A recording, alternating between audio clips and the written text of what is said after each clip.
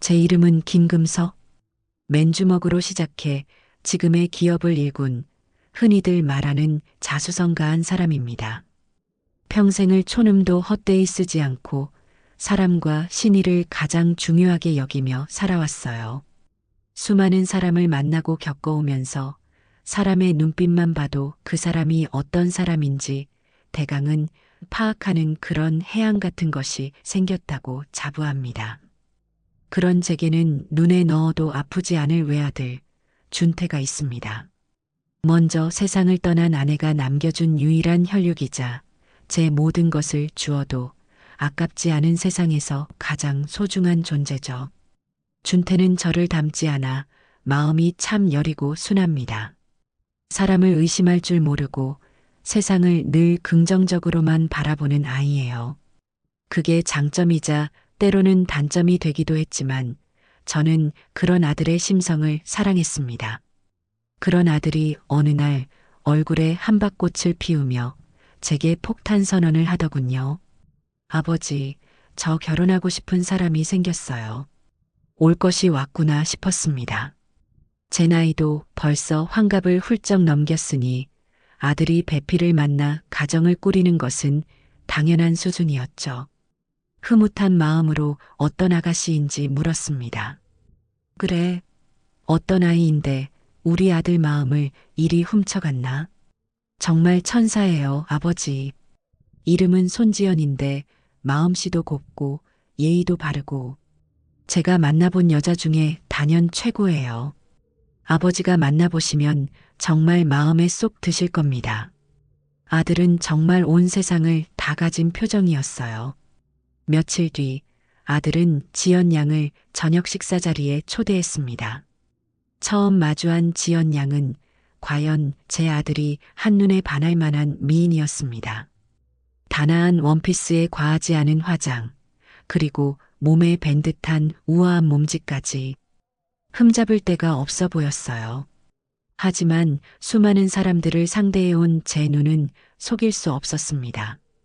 그녀가 처음 우리 집 거실로 들어서던 순간 제 서재에 걸린 박수근 화백의 그림을 훑던 그 짧은 순간의 눈빛. 그건 그림에 대한 감상이 아니었어요. 정확히 그림의 가치를 꿰뚫어 보는 듯한 날카로운 계산의 빛이었습니다. 저와 눈이 마주치자 금세 생긋 하고 부드러운 미소를 지어 보였지만 저는 그 순간을 놓치지 않았습니다. 아버님 말씀 많이 들었어요. 이렇게 좋은 곳에 사시는 줄은 몰랐네요. 이 그림 정말 멋져요. 그냥 사람이 사는 집인걸. 그림 보는 눈이 있나 보구나. 잘은 모르지만 그냥 딱 봐도 좋은 그림인걸요. 준태 씨가 왜 아버님을 그렇게 존경하는지 알 것 같아요. 듣기 좋은 말만 골라 하는 솜씨가 보통이 아니더군요. 아들은 옆에서 그치, 지연 씨는 안목도 높다니까라며 연신 추임새를 넣기 바빴고요. 저는 그저 허허 웃으며 두 사람을 지켜볼 뿐이었습니다. 무언가 꺼림칙한 기분을 지울 수가 없었지만 섣부른 판단은 하지 않기로 했어요. 제 착한 아들이 저토록 사랑하는 사람이니 분명 좋은 면이 있을 것이라고 애써 믿어보고 싶었습니다. 며칠 후 저는 아들 커플을 불러 최고급 한정식 집에서 식사를 대접했습니다. 일부러 제가 가장 아끼는 서비스 교육이 철저하기로 소문난 곳으로 예약했죠. 그곳에서 지연 양의 본 모습이 아주 조금 드러나기 시작했습니다. 식사가 한창 무르익을 무렵이었어요. 이제 갓 20살이 넘어 보이는 어린 직원이 물을 따르다가 긴장한 탓인지 물병을 살짝 떨었고 그 때문에 물 한 방울이 지연 양의 앞접시 옆으로 툭 하고 튀었습니다. 정말 눈에 보이지도 않을 만큼 작은 실수였어요. 하지만 그 순간 지연 양의 표정이 얼음장처럼 차갑게 굳어지는 것을 저는 똑똑히 봤습니다. 방금 전까지 아들과 제게 보내던 상냥한 미소는 온데간데 없었어요. 저기요. 그녀의 목소리는 조용했지만 칼날처럼 날카로웠습니다. 어린 직원의 얼굴은 하얗게 질렸죠. 네, 네 손님. 죄송합니다. 지금 뭐 하시는 거예요? 교육 안 받아요? 이런 고급 식당에서 어떻게 이런 실수를 하죠? 제가 이 물 마시다가 탈이라도 나면 책임지실 건가요?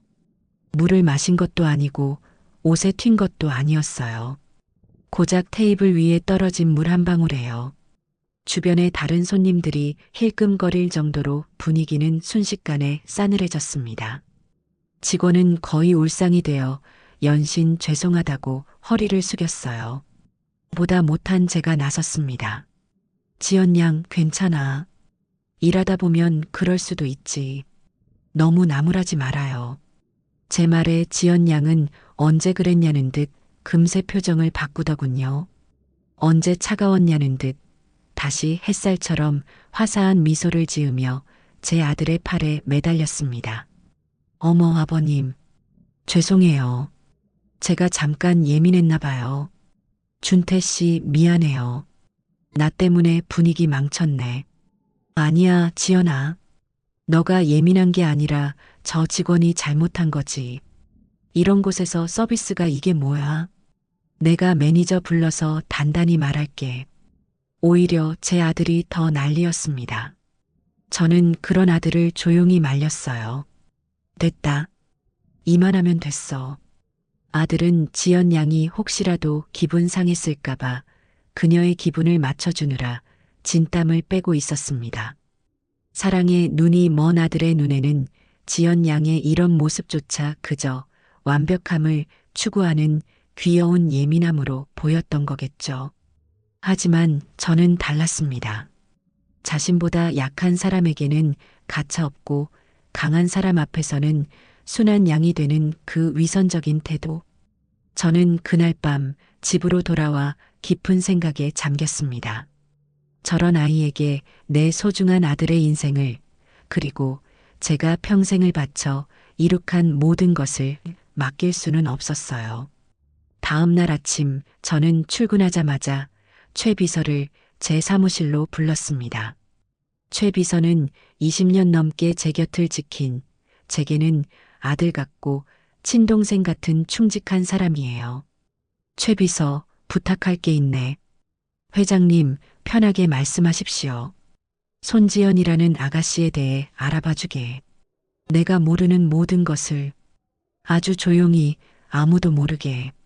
최 비서는 제 표정만 보고도 무언가 심상치 않은 일임을 직감한 듯 그저 말없이 고개만 숙이고는 방을 나갔습니다. 그리고 며칠 뒤 최 비서는 두툼한 보고서 파일을 들고 다시 제 앞에 섰습니다. 회장님, 요청하신 자료입니다. 저는 말없이 파일을 받아들고 첫 장을 넘겼습니다. 보고서의 내용은 제 예상을 한치도 벗어나지 않았어요. 아니, 오히려 제 생각보다 훨씬 더 심각했습니다. 첫 번째 파트는 그녀의 SNS 활동 분석이었어요. 지연 양의 인스타그램은 그야말로 화려함 그 자체였습니다.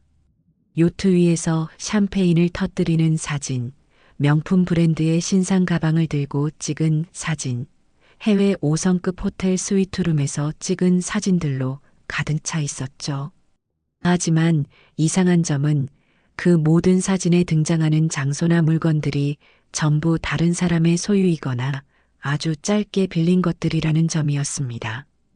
최 비서의 메모에 따르면 그녀는 부유한 친구들의 모임에 어떻게든 끼어서 그들의 배경을 마치 자신의 것인 양 사진으로 남기는데 아주 능숙했어요. 두 번째 파트는 그녀의 가족 배경과 재정 상황이었습니다.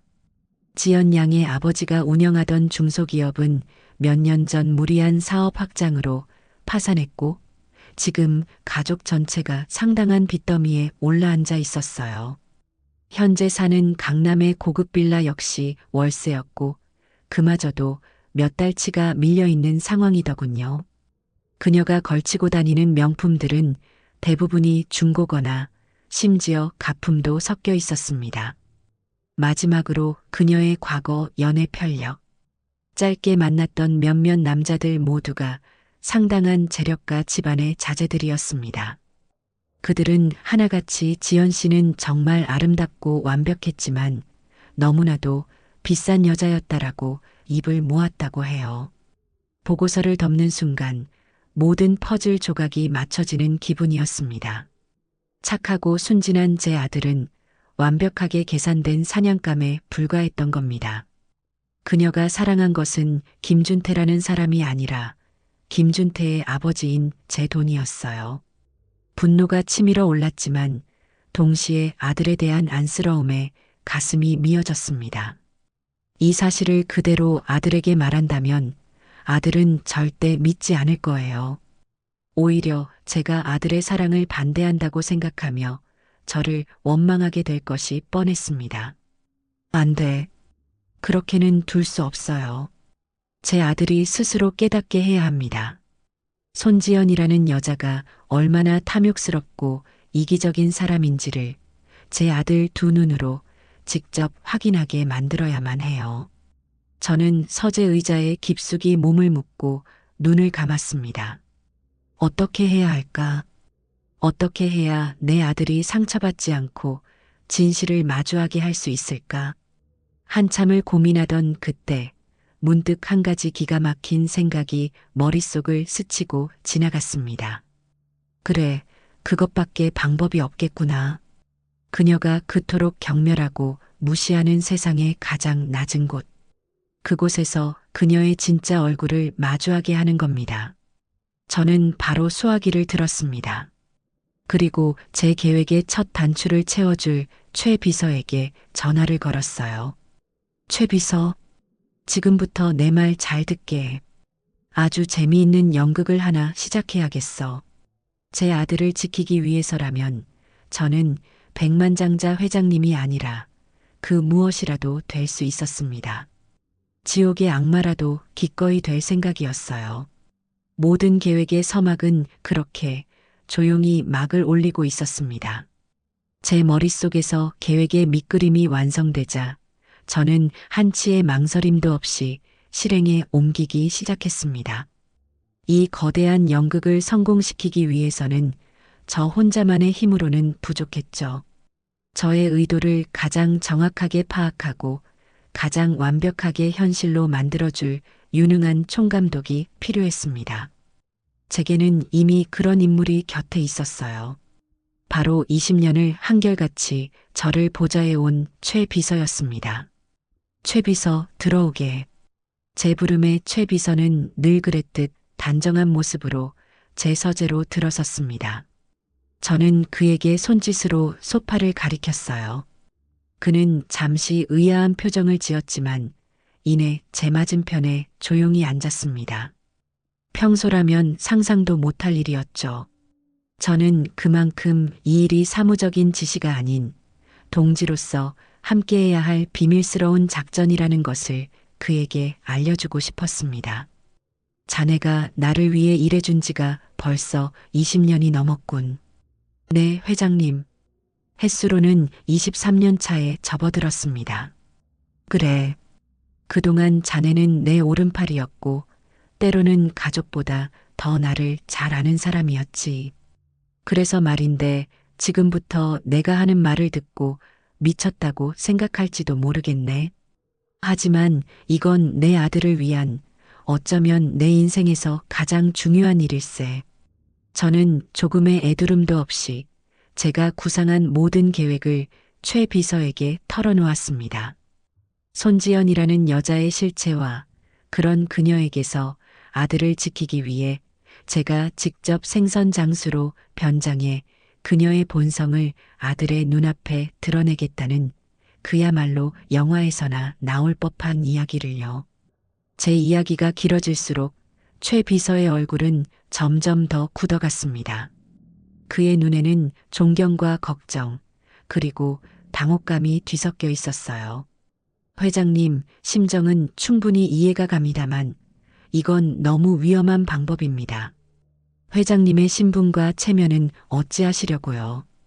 만에 하나 이 일이 외부에 알려지기라도 한다면 우리 그룹 전체가 큰 타격을 입을 수도 있습니다. 그의 걱정은 당연했습니다. 이성적이고 합리적인 그로서는 도저히 받아들이기 힘든 계획이었을 거예요. 최 비서, 내 체면이 아들 인생보다 중요할까? 이 그룹, 내가 왜 만들었는가? 결국 내 아들 행복하게 잘 살라고 이 악물고 일군 것 아닌가?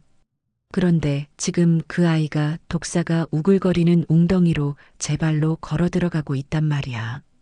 부모로서 그걸 뻔히 보면서 점잖게 앉아만 있으라는 건가? 나는 그렇게는 못하네. 제 목소리는 낮았지만 그 안에 담긴 결심은 바위처럼 단단했습니다. 제 진심을 읽었는지 최 비서는 더 이상 반대하지 않았습니다. 그는 길게 한숨을 내쉬더니 이내 안경을 고쳤으며 언제 그랬냐는 듯 냉철한 비서의 얼굴로 돌아왔어요. 알겠습니다, 회장님. 회장님의 뜻이 정 그러시다면 저는 이 연극의 가장 완벽한 총감독이 되어드리겠습니다. 이 시간부로 김금석 회장 위장 잠입 프로젝트를 가동하겠습니다. 모든 것은 극비리에 붙여질 것이며 관련된 모든 인원은 철저한 보안각서하에 움직이게 될 겁니다. 그의 눈빛이 달라지는 순간 저는 제 계획이 이미 절반은 성공했음을 직감했습니다. 우리는 그날 밤을 꼬박 세워 작전의 세부 사항을 다듬었어요. 어떤 인물로 변장할 것인가부터 어디서 어떻게 그녀와 마주칠 것인가까지.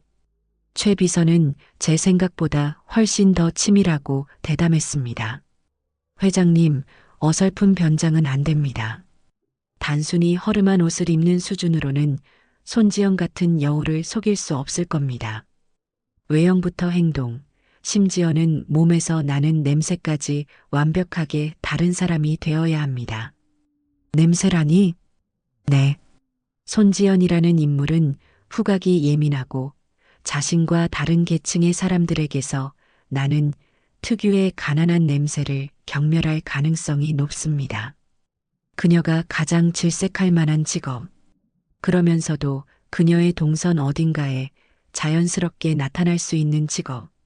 바로 생선 장수입니다. 생선 장수라. 최 비서의 입에서 그 단어가 나오는 순간 저는 무릎을 탁 쳤습니다. 비린내와 땀 냄새, 거친 말투와 투박한 손. 그녀가 평생을 경멸하고 멀리했을 법한 모든 요소를 갖춘 완벽한 역할이었죠. 며칠 뒤 최 비서는 저를 한적한 외곽에 위치한 작은 스튜디오로 안내했습니다. 그곳에는 국내 영화계에서 가장 실력 있다는 특수분장사가 저희를 기다리고 있었어요. 최 비서는 그에게 극비리에 진행되는 영화의 리얼리티 테스트라고 둘러대며 저를 완벽한 60대 후반의 시장 상인으로 만들어달라고 요청했습니다. 분장은 상상 이상으로 정교한 작업이었습니다. 제 얼굴에 얇은 라텍스를 여러 겹 덧붙여 깊은 주름을 만들고 검버섯과 기미를 그려 넣었습니다. 평생을 관리해온 깨끗하던 제 손등 위에도 우둘투둘한 질감과 검게 변색된 반점들이 생겨났죠. 손톱 밑에는 실제 흙을 갈아 넣어 때가 낀 것처럼 보이게 하는 디테일까지. 거울 앞에 선 제 모습은 제가 봐도 낯설기 짝이 없었습니다. 평생을 지배자로 살아온 날카로운 눈빛은 사라지고 세상 풍파에 찌들어 체념한 듯한 어느 늙은 남자의 흐릿한 눈동자만이 남아있더군요. 외모의 변화가 끝이 아니었습니다. 최 비서는 어디서 구해왔는지 누가 봐도 몇십 년은 좋게 입었을 법한 낡고 해진 작업복과 목이 누렇게 늘어난 티셔츠, 그리고 악코가 다 달아빠진 고무장화를 내밀었습니다. 옷에서는 희미하게 곰팡내까지 나는 듯했어요. 회장님, 마지막 단계가 남았습니다. 최 비서가 들고 온 것은 작은 스프레이 병이었습니다. 그가 병의 뚜껑을 열자 스튜디오 안에 형용할 수 없이 지독한 비린내가 진동하기 시작했어요. 진짜 생선을 수십 마리 갈아 넣고 농축시킨 듯한 냄새였습니다. 그는 그 액체를 제 옷 곳곳에 사정없이 뿌려댔습니다. 제 미간이 절로 찌푸려졌지만 저는 아무 말 없이 그 모든 것을 받아들였습니다. 이 지독한 냄새야말로 제 정체를 감춰줄 가장 완벽한 보호막이 되어줄 테니까요. 모든 준비를 마친 저는 마지막 관문을 향해 출발했습니다. 제 오랜 친구이자 국내 최대 규모의 수산시장인 월화수산의 주인 박 사장을 만나기 위해서였죠. 저는 최 비서가 운전하는 낡은 트럭 조수석에 앉아 시장으로 향했습니다. 박 사장에게는 미리 연락해 두었어요. 오랜만에 얼굴 한번 보자, 친구야. 시장에서 제일 허름한 국밥집에서 기다리고 있겠다. 물론 제 정체는 밝히지 않았습니다. 제 변장이 과연 친구마저 속일 수 있을지 시험해보고 싶었거든요. 시끄러운 시장통의 한 구석, 기름때 낀 테이블에 앉아 뚝배기가 식기만을 기다리고 있는데 저 멀리서 박 사장이 두리번거리며 걸어오고 있었습니다. 그는 제 테이블 앞을 몇 번이나 그냥 지나쳤어요. 제가 손을 들어 그를 불렀습니다. 이보쇼, 박 사장. 제 목소리를 듣고서야 그는 고개를 갸웃하며 제게 다가왔습니다. 누구신데 저를 아십니까? 제가 아는 분이신가요? 그의 눈에는 경계심과 의아함이 가득했습니다. 수십 년 지기 친구도 저를 전혀 알아보지 못하는 모습에 저는 속으로 회심의 미소를 지었습니다. 저는 제 얼굴에 그렸던 주름을 한껏 찡그리며 제 원래 목소리로 나지막이 말했어요. 나일세, 김금석이. 그 순간 박 사장의 눈이 평생 그렇게 커지는 것을 본 적이 없습니다. 그는 들고 있던 휴대폰을 바닥에 떨어뜨릴 뻔했어요. 그는 믿을 수 없다는 듯 제 얼굴을 샅샅이 훑어보더니 이내 손으로 제 볼을 살짝 꼬집어 보기까지 했습니다. 너 금석이 너 맞냐? 이게 대체 무슨 꼴이야? 어디 안 좋은 일이라도 생긴 거냐? 저는 그를 자리에 앉히고 지금까지의 자초지종을 모두 설명해 주었습니다. 제 이야기가 끝나자 박 사장은 분노와 어이없음이 뒤섞인 표정으로 주먹으로 테이블을 내리쳤어요. 아니, 이런 고얀 것을 봤나? 우리 준태가 얼마나 착한 앤데 그런 애를 상대로 사기를 쳐? 당장 달려가서 머리끄덩이를 잡고. 진정하게, 박 사장. 내가 원하는 건 그런 소란이 아니야.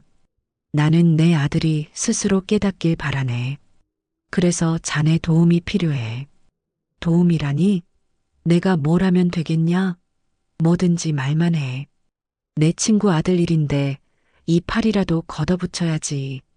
고맙다, 친구야. 나 한 달만 자네 가게에서 일하는 신입으로 좀 받아주게. 아무도 내 정체를 몰라야 하네. 자네도 나를 그냥 김씨 영감이라고 불러. 내가 이 연극을 제대로 끝낼 수 있도록 자네가 내 무대를 좀 빌려주게나. 박 사장은 잠시 말을 잃고 저를 빤히 쳐다보더군요. 그러더니 이내 그의 입가에 장난기 가득한 웃음이 번지기 시작했습니다. 야, 김금석. 너 회장 되더니 재미없는 사람 다 된 줄 알았는데 아직 옛날 그 깡다구는 여전하구나. 좋다, 까짓것. 어디 한번 제대로 놀아보자고. 우리 월화수산의 새로운 김씨 영감. 내가 아주 혹독하게 일을 가르쳐주마. 우리는 마치 젊은 시절로 돌아간 것처럼 마주보며 크게 웃었습니다. 그렇게 저의 완벽한 이중생활이 시작되었습니다. 낮에는 수산시장에서 가장 비린내 나는 신입 일꾼 김씨 영감으로, 밤에는 대한민국을 움직이는 기업의 회장 김금석으로. 이제 사냥을 위한 모든 준비는 끝났습니다. 여우굴에 들어갈 사냥꾼은 완벽하게 양의 탈을 뒤집어 쓴 셈이었죠. 수산시장에서의 하루는 동이 트기도 전인 새벽 4시부터 시작되었습니다. 저는 지난 며칠간 박 사장의 지휘 아래 진짜 김씨 영감이 되기 위한 혹독한 훈련을 거쳤습니다. 새벽 경매장에서 힘 좋은 활어들을 받아 나르고 능숙한 솜씨로 생선의 비늘을 치고 내장을 손질하는 법을 익혔어요. 처음에는 비린내에 헛구역질이 나고 온몸의 근육이 비명을 질렀지만 저는 이를 악물고 버텼습니다. 아들을 위해서라면 이보다 더한 일도 할 수 있었으니까요. 그리고 마침내 결전의 날이 밝았습니다. 최 비서로부터 손지연과 그녀의 어머니가 제사 준비를 위해 오늘 오후 수산시장을 방문할 것이라는 첩보가 들어온 겁니다. 그들이 우리 가게 월화수산으로 올 것은 불 보듯 뻔한 일이었어요. 시장에서 가장 크고 가장 물건이 좋기로 소문난 곳이었으니까요. 허영심 많은 그들이라면 비록 시장에 올지언정 가장 좋은 가게를 찾을 것이 분명했습니다. 김씨 영감, 정신 똑바로 차리고 손님 받아. 오늘따라 왜 이렇게 실실 웃고 있어? 박 사장이 일부러 다른 직원들이 들으라는 듯 제게 핀잔을 주었습니다. 저는 모자 아래로 웃음기를 감추며 대답했죠. 알았소다, 사장님. 오늘따라 왠지 대어가 낚일 것 같은 기분이 들어서 그럽니다. 오후가 되자 시장은 장을 보러 온 사람들로 북새통을 이루었습니다. 시끄러운 호객 소리와 흥정하는 소리, 얼음 깨는 소리가 뒤섞여 활기가 넘쳤죠. 하지만 그 활기 넘치는 풍경 속에서 유독 한 무리가 주변과 전혀 어울리지 않는 아우라를 풍기며 걸어오고 있었습니다. 바로 손지연과 그녀의 어머니였어요. 손지연은 얼굴의 절반을 가리는 명품 선글라스를 끼고 한 손에는 최신형 명품 가방을 든 채 마치 오물이 가득한 길을 걷는 것처럼 조심스럽게 발걸음을 옮기고 있었습니다. 다른 한 손으로는 코를 막고 있었는데 그 표정에는 이곳의 모든 것을 경멸하는 듯한 기색이 역력했어요. 그녀의 어머니는 딸보다는 좀 나았지만 역시나 주변 상인들을 아래로 훑어보는 오만한 눈빛은 감추지 못하더군요. 엄마, 꼭 여기까지 와야 했어? 백화점 식품 코너 가면 다 있는데. 비린내 때문에 머리가 아파. 쉿, 조용히 좀 해. 사돈댁 제사에 올릴 건데 그래도 시장 물건이 제일 싱싱하다고 하지 않니? 이왕 온 거 제일 좋은 걸로 사서 점수 좀 따야지. 그들의 대화가 제 귀에 똑똑히 들려왔습니다. 저는 심장이 쿵, 쿵 하고 뛰는 것을 느꼈어요. 드디어 시작이구나. 저는 일부러 더 분주하게 움직이는 척하며 그들이 제 쪽으로 다가오기를 기다렸습니다. 역시나 그들은 여러 가게를 쓱 훑어보더니 가장 규모가 크고 손님이 많은 우리 월화수산 앞으로 망설임 없이 다가왔습니다. 그녀의 어머니가 박 사장과 제수용 생선에 대해 흥정을 시작하는 동안 손지연은 한 발짝 뒤로 물러서서 휴대전화만 만지작거리고 있었어요. 단 1초라도 이 공간과 섞이고 싶지 않다는 듯한 태도였죠.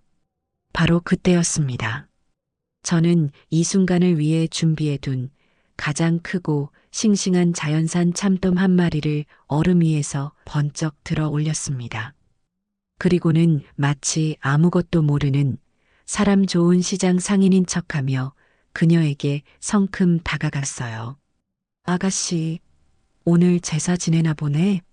제사상에는 역시 이 참돔이 올라가야지. 이거 한번 봐. 오늘 새벽에 막 들어온 건데 눈알이 아직 살아있네, 살아있어.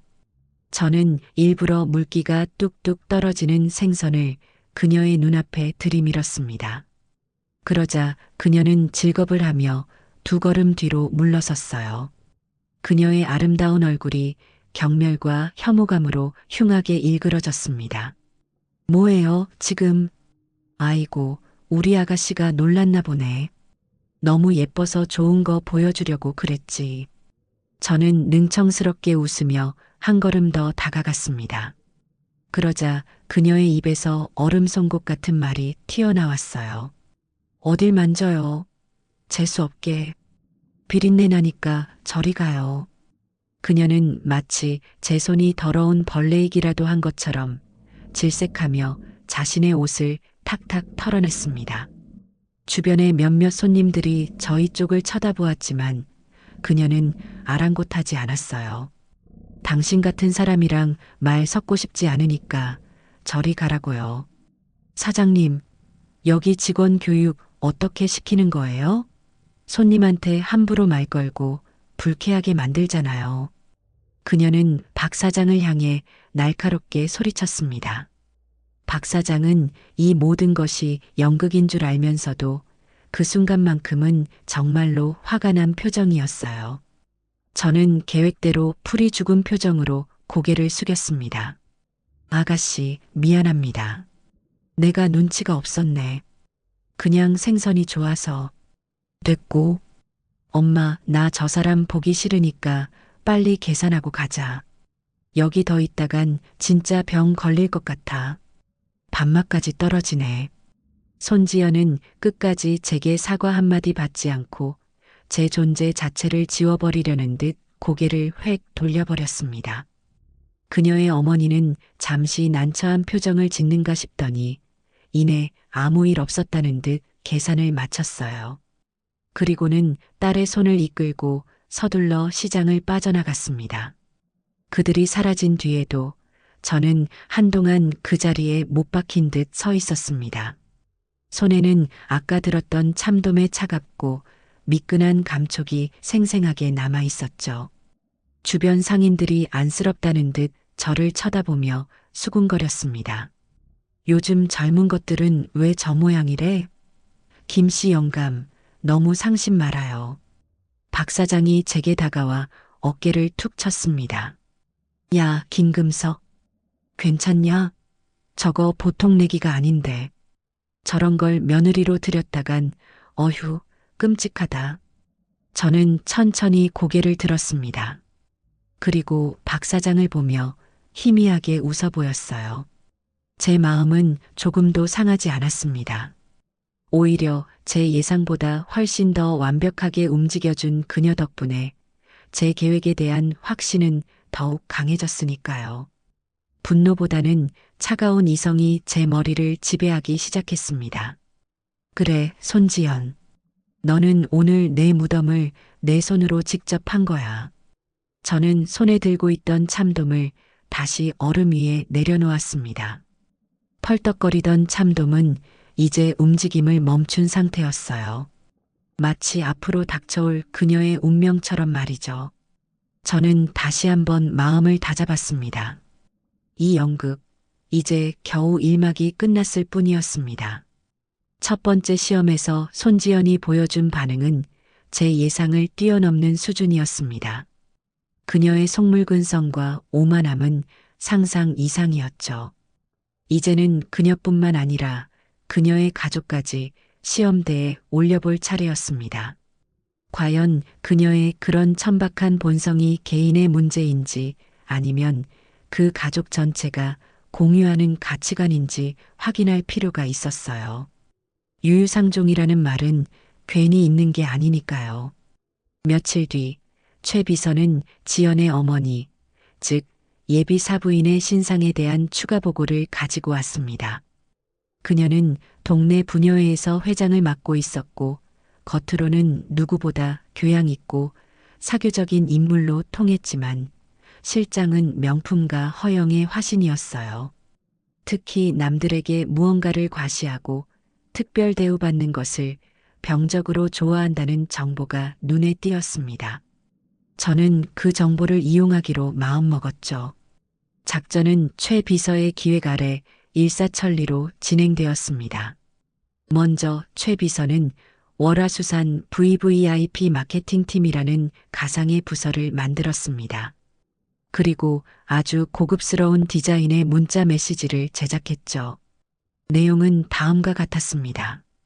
월화수산 VVIP 고객님께 귀하를 저희 VVIP 고객으로 선정하여 아무에게나 허락되지 않는 특별한 기회를 드리고자 합니다. 제주 앞바다에서 갓 잡아 올린 10kg급 최고급 자연산 다금바리를 VVIP 특별 경매가로 모십니다. 오직 선택된 5분께만 드리는 기회. 구매를 원하시면 아래의 전용 번호로 연락 주십시오. 이 문자는 정확히 지연의 어머니에게만 발송되었습니다. VVIP, 특별한 기회, 선택된 5분 같은 단어들이 그녀의 허영심을 제대로 자극할 것이라는 최 비서의 계산이었죠. 아니나 다를까 문자를 보낸 지 10분도 채 되지 않아 최 비서가 준비해둔 작전용 휴대폰이 울리기 시작했습니다. 최 비서는 스피커폰으로 통화를 연결했고 수화기 너머로 지연 어머니의 교양 있는 척 한껏 꾸민 목소리가 들려왔습니다. 여보세요? 월화수산 맞나요? 제가 방금 문자를 받았는데 이게 무슨 내용이죠? 네, 고객님. 맞습니다. 고객님께서는 저희 데이터 분석 결과 최고의 안목을 가지신 VVIP 고객으로 선정되셨습니다. 이번 다금바리는 일반 판매용이 아닌 저희가 특별히 관리하는 최상급 개체입니다. 최 비서의 능숙한 응대에 그녀의 목소리는 한껏 들뜨기 시작했습니다. 어머, 제가요? 어쩐지. 제가 생선 보는 눈이 좀 남다르다는 소리를 듣긴 해요. 그래서 그 다금바리 가격이 어떻게 되죠? 네, 고객님. 시중에서는 부르는 게 값인 귀한 생선입니다만 VVIP 경매가로 특별히 200만 원에 모시고 있습니다. 순간 수화기 너머로 짧은 침묵이 흘렀습니다. 200만 원. 빚에 쪼들리는 그들 가족에게는 분명 부담스러운 금액이었을 겁니다. 하지만 VVIP라는 허울은 그 부담감마저 이겨버린 모양이더군요. 호호, 가격이 좀 있네요. 하지만 좋은 물건은 제값을 해야죠. 마침 저희 집안에 좋은 일도 있고 해서 제가 구매할게요. 배달은 내일 오전으로 해주세요. 그녀는 마치 200만 원쯤은 껌값이라는 듯 태연하게 주문을 마쳤습니다. 미끼를 제대로 문 것이죠. 저는 최 비서와 마주보며 만족스러운 미소를 지었습니다. 다음 날 오전 저는 다시 김씨 영감으로 완벽하게 변장했습니다. 그리고 최 비서가 준비한 일부러 더 낡고 지저분해 보이게 만든 냉동 트럭을 몰고 그녀의 집으로 향했어요. 그녀가 사는 고급 빌라는 겉보기엔 번지르르했지만 곳곳에 낡은 흔적이 보이는 딱 그들 가족의 실상과 닮아 있는 곳이었습니다. 저는 최고급 오동나무 상자에 정성스럽게 포장된 다금바리를 들고 배를 눌렀습니다. 잠시 후 인터폰 화면으로 저를 확인한 그녀의 목소리가 들려왔어요. 누구세요? 월화수산에서 왔습니다. 주문하신 다금바리 배달 왔습니다. 잠시 뒤 현관문이 아주 조금 사람이 겨우 드나들 수 있을 만큼만 빼꼼히 열렸습니다. 문틈 사이로 저를 훑어보는 그녀의 눈빛에는 시장에서 만난 딸 손지영과 똑같은 경멸과 의심이 담겨 있었어요. 생선은 거기 문 앞에 두고 가세요. 집 안 더러워지니까. 아, 네. 알겠습니다. 그런데 결제는 어떻게 해? 카드요. 그녀는 문틈으로 카드와 단말기만 내밀었습니다. 저는 묵묵히 결제를 진행했어요. 결제가 끝나자 그녀는 마치 벌레라도 만진 듯 손가락 끝으로 영수증과 카드를 휙 낚아채 가더군요. 수고했어요. 이거 들고 그냥 빨리 가보세요. 그녀는 제게 단돈 1,000원짜리 한 장 더 쥐어주면서 마치 큰 선심이라도 쓰는 듯한 표정이었습니다. 그리고는 제 얼굴을 제대로 쳐다보지도 않은 채 문을 쾅 닫아버렸습니다. 저는 그 차가운 철문 앞에서 잠시 동안 가만히 서 있었습니다. 예상했던 일이었지만 직접 겪으니 분노보다도 씁쓸함이 먼저 밀려왔어요. 저는 돌아가는 척 트럭에 올라탔다가 최 비서가 미리 알려준 대로 빌라의 비상계단 쪽으로 몸을 숨겼습니다. 그리고 최 비서가 건네준 초소형 무선 도청 장치를 귀에 꽂았어요. 어제 주문 전화 때 그녀의 휴대폰에 심어둔 해킹 프로그램을 통해 집안의 대화가 생생하게 들려오기 시작했습니다. 잠시 후 지연의 목소리가 들려왔어요. 아마 학교를 마치고 집에 돌아온 모양이었습니다. 엄마, 이게 다 뭐야? 웬 생선? 쉿, 조용히 해. 이거 그냥 생선 아니야. 월화수산 VVIP한테만 판다는 자연산 다금발이라고. 이거 한 마리에 200만 원이야. 뭐? 200? 엄마 미쳤어? 우리 지금 그럴 돈이 어디 있어? 다 널 위해서지. 이 기집애야. 모레가 내 생일 아니니. 그때 준태 씨네 가족들 초대해서 이걸로 요리에 대접할 거야. 사돈댁에 우리가 이 정도는 먹고 산다는 걸 보여줘야 나중에 네가 시집 가서도 무시 안 당하지. 안 그래? 아, 그런 깊은 뜻이? 근데 아까 배달 온 사람 완전 거지 같던데. 꼴을 보아하니 저런 영감 월급은 뻔하지. 저런 사람들이랑은 상종도 하면 안 된다니까. 그러니까 말이다. 아까워서 어떡하니 이런 귀한 생선을 저런 더러운 손으로 만지게 하고. 아무튼 엄마의 큰 그림을 알아주니 다행이다. 이번 내 생일 선물로 사돈 어른께는 다이아 목걸이 꼭 받아내야 한다. 그게 다 네 시댁 재산 미리 당겨오는 거라고 생각해. 알았지? 걱정 마, 엄마. 김준태는 나한테 껌뻑 죽어. 아주 내 손바닥 안에서 놀아난다니까. 그 아버님이라는 사람만 좀 찜찜하긴 한데. 뭐, 늙은이가 별 수 있겠어? 결국엔 아들 못 이길 테니 괜찮겠지. 이 결혼만 딱 성사되면 우리도 이제 이런 궁상 안 떨어도 돼. 엄마, 그때 되면 내가 이 빌라 통째로 사줄게. 어머, 역시 엄마는 너밖에 없다.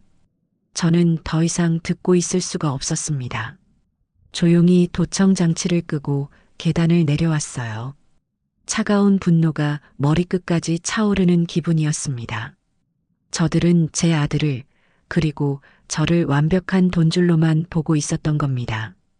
제 아들의 순수한 사랑을 자신들의 탐욕을 채우기 위한 수단으로만 여기고 있었던 거예요. 늙은이가 별 수 있겠어?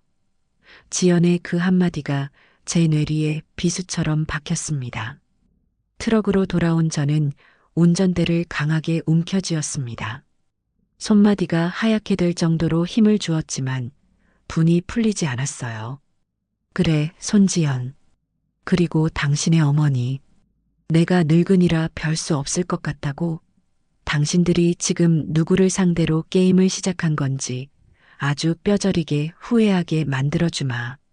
지옥의 문이 열린 줄도 모르고 축배를 들고 있을 그 모녀의 얼굴을 떠올리며 저는 더욱 잔인하고 더욱 철저한 다음 계획을 머릿속으로 그리기 시작했습니다. 이제부터는 그 어떤 동정이나 자비도 없을 겁니다. 손지연과 그녀의 가족이 가진 탐욕의 깊이를 확인한 저는 이제 다음 단계로 넘어가기로 했습니다. 이번 시험의 대상은 바로 제 아들, 준태였습니다. 과연 제 아들은 선과 악의 갈림길에서 어느 쪽을 선택할 것인가?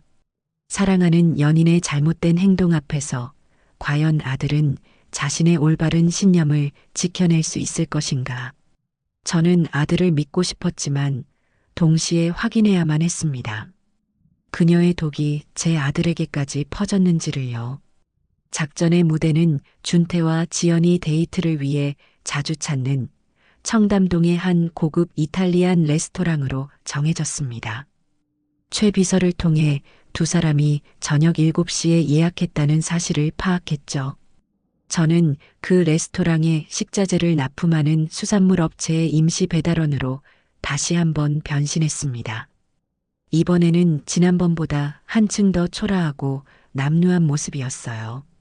몇 번이고 기워 입은 듯한 작업 조끼와 군데군데 구멍이 난 목장갑. 누가 봐도 하루 벌어 하루 먹고 사는 고된 인생의 흔적이 고스란히 묻어나는 모습이었습니다. 약속된 시간이 가까워오자 저는 레스토랑 입구 근처에서 생선이 담긴 낡은 스티로폼 상자를 옮기는 척하며 대기했습니다. 심장이 세차게 뛰었지만 저는 애써 평정을 유지했어요. 이건 제 아들을 위한 시험이니까요. 잠시 후 준태의 차가 레스토랑 앞에 부드럽게 멈춰 섰고 두 사람이 나란히 차에서 내렸습니다. 지연은 그날도 머리부터 발끝까지 값비싼 명품으로 치장한 채 여왕처럼 고고한 자태를 뽐내고 있었죠. 바로 그때였습니다.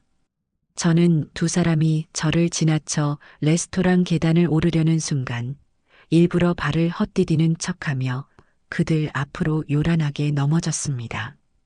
으악 하는 비명과 함께 스티로폼 상자가 뒤집어지면서 얼음과 함께 잡어 몇 마리가 바닥으로 쏟아져 내렸습니다.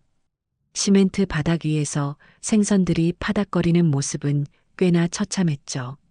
어르신 괜찮으세요? 역시 제 아들이었습니다. 준태는 제 예상대로 넘어진 저를 보자마자 한달음에 달려와 제 팔을 부축하려 했습니다. 그 순수한 선의가 담긴 눈빛을 마주하는 순간 제 가슴 한쪽이 아릿하게 저려왔습니다. 하지만 그 순간 얼음장처럼 차가운 지연의 목소리가 준태의 행동을 가로막았습니다. 준태 씨, 뭐 하는 거야? 지연은 미간을 잔뜩 찌푸린 채 마치 더러운 것을 만지려는 아이를 제지하는 엄마처럼 제 아들의 팔을 거칠게 잡아챘습니다. 그냥 둬. 저런 사람 잘못 엮이면 병원비에 옷값에 아주 귀찮아져. 괜히 똥 밟지 말고 그냥 가자. 그래도 많이 다치신 것 같은데. 준태는 잠시 망설였습니다. 그의 시선은 넘어진 저와 자신의 팔을 꽉 잡고 있는 지연 사이를 오가며 흔들렸어요. 저는 그 짧은 순간 제발 아들이 올바른 선택을 하기를 간절히 기도했습니다. 하지만 제 아들의 마음을 지배하고 있는 것은 아버지의 가르침이 아닌 연인의 달콤한 속삭임이었습니다. 세상에 불쌍한 사람 많아. 우리가 그 사람들 다 어떻게 도와줘? 괜히 선의를 베풀었다가 뒤통수 맞는다니까. 우리 옷에 비린내 배기 전에 어서 들어가자. 응? 지연은 준태의 귓가에 조곤조곤 속삭였습니다. 그 목소리는 꿀처럼 달콤했지만 그 안에 담긴 내용은 비수처럼 날카로웠죠. 결국 준태는 저에게서 시선을 거두었습니다. 그는 아무 말 없이 지연의 손에 이끌려 넘어진 저를 그대로 등지고 레스토랑 안으로 들어가 버렸습니다. 제 아들이 마지막으로 제게서 고개를 돌리던 그 순간의 표정을 저는 평생 잊을 수 없을 겁니다. 외면과 체념 그리고 약간의 미안함이 뒤섞인 그 복잡한 얼굴을요. 저는 한동안 차가운 바닥에 주저앉은 채 그들이 사라진 레스토랑 입구만 멍하니 바라보았습니다. 최 비서가 멀리서 달려와 저를 부축했지만 저는 한동안 일어설 수가 없었어요. 몸이 아픈 것이 아니었습니다. 아들에게 외면당했다는 사실이 제 심장을 칼로 도려내는 것처럼 아팠습니다. 그날 밤 저는 아무 일 없었다는 듯 집으로 돌아온 아들을 맞았습니다. 제 마음은 천갈래 만갈래 찢어지는 것 같았지만 표정에는 조금의 내색도 하지 않았어요. 준태야 왔느냐? 저녁은 맛있게 먹었고? 네 아버지. 아주 근사한 곳이었어요. 지연 씨도 정말 좋아했고요. 아들은 상기된 표정으로 오늘 데이트가 얼마나 성공적이었는지 늘어놓았습니다. 저는 조용히 아들의 이야기를 듣다가 넌지시 물었습니다. 그래, 별일은 없었고? 그 말에 아들의 표정이 순간 미묘하게 굳어지는가 싶더니 이내 아무렇지 않다는 듯 대답했습니다. 아, 오늘 레스토랑 앞에서 좀 재수없는 일이 있었어요. 재수없는 일? 네. 어떤 생선 배달 기사가 저희 앞에서 넘어지는 바람에 지연 씨가 너무 놀랐어요. 하마터면 지연 씨 새로 산 구두에 더러운 생선 국물이 튈 뻔했다니까요. 정말 아찔했다니까요. 저는 아들의 입에서 나오는 말을 믿을 수가 없었습니다. 그는 넘어진 노인에 대한 걱정은 단 한마디도 하지 않았어요. 오직 지연이 놀랐다는 것과 그녀의 구두가 더러워질 뻔했다는 사실만을 중요하게 이야기하고 있었습니다. 심지어 그는 그 레스토랑의 서비스까지 불평하기 시작했습니다. 그런 고급 레스토랑이면 동선 관리도 제대로 해야죠. 어떻게 손님들이 드나드는 입구에서 그런 칠칠치 못한 사람을 고용해서 일을 시키는지 모르겠어요. 제가 지배인한테 단단히 한마디 하려다가 지연 씨가 말려서 참았어요. 저는 더 이상 아들의 얼굴을 마주볼 자신이 없었습니다. 고개를 돌려 창밖을 바라보며 조용히 말했죠. 그래, 네가 화날 만도 했겠구나. 피곤할 텐데 어서 들어가 쉬어라. 아들은 제 기분을 전혀 눈치채지 못한 채 네, 아버지. 안녕히 주무세요 하고는 자신의 방으로 들어갔습니다.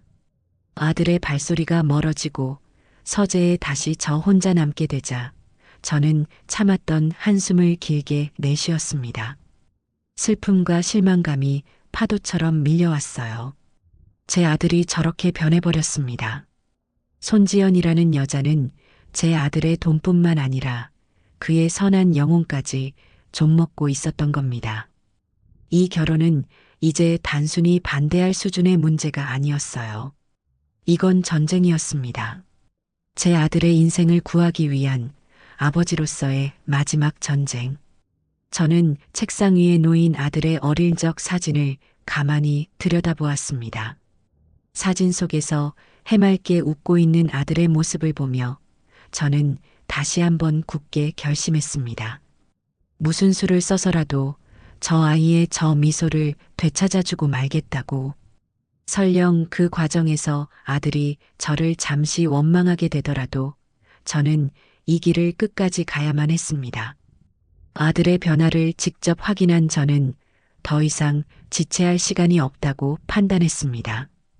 손지연의 가면을 벗겨낼 가장 확실하고 결정적인 증거를 손에 넣어야만 했어요. 그녀가 제 아들 김준태를 사랑하는 것이 아니라 오직 돈만을 사랑한다는 사실을 명백히 입증할 증거 말입니다. 저는 최 비서를 불러 그동안 구상해왔던 가장 대담한 함정 수사를 지시했습니다. 최 비서, 다니엘 리를 무대 위로 올릴 시간이 됐네. 다니엘 리는 우리가 이번 작전을 위해 만들어낸 가상의 인물이었습니다. 미국에서 호텔 경영학을 전공하고 최근 아시아 시장 진출을 위해 한국으로 막 돌아온 젊은 호텔 재벌 2세. 이보다 더 손지연의 구미를 당길 만한 설정은 없었죠. 최 비서의 일처리 능력은 이번에도 완벽했습니다. 그는 수소문 끝에 연극 무대에서 탄탄한 연기력을 인정받은 무명 배우 한 명을 찾아냈어요. 외모는 물론이고 목소리와 분위기까지 귀티가 흐르는 그야말로 다니엘리 역할의 안성맞춤인 인재였습니다. 우리는 그에게 파격적인 계약금을 제시하며 이번 작전의 주인공이 되어달라고 제안했습니다. 극비 보안각서를 쓴 그는 며칠간의 집중 교육을 통해 머리부터 발끝까지 완벽한 재벌 2세로 다시 태어났습니다. 최 비서는 다니엘리의 배경을 더욱 탄탄하게 만들기 위해 가짜 SNS 계정도 개설했습니다. 그 계정에는 우리가 며칠간 렌트한 슈퍼카와 요트, 프라이빗 제트기 내부에서 찍은 사진들이 가득 올라왔죠. 심지어는 유명 연예인들과 함께 파티를 즐기는 것처럼 보이는 합성 사진까지 정교하게 만들어 올렸습니다. 손지연이 그의 뒷조사를 하더라도 의심의 여지가 없도록 완벽한 무대를 준비한 겁니다. 작전의 장소는 손지연이 자신의 인맥을 과시하고 새로운 사냥감을 물색하기 위해 일주일에 두세 번은 꼭 들른다는 강남의 한 고급 골프 연습장이었습니다. 그녀가 나타날 시간에 맞춰 다니엘 리는 그야말로 영화의 한 장면처럼 등장했습니다. 최 비서가 준비한 굉음을 내뿜는 노란색 람보르기니가 연습장 입구에 멈춰 서자 모든 사람의 시선이 집중되었죠. 차에서 내린 다니엘은 발레 파킹 직원에게 팁으로 10만 원짜리 수표를 건네는 여유까지 부리며 손지연이 있는 타석 바로 옆자리를 예약했습니다.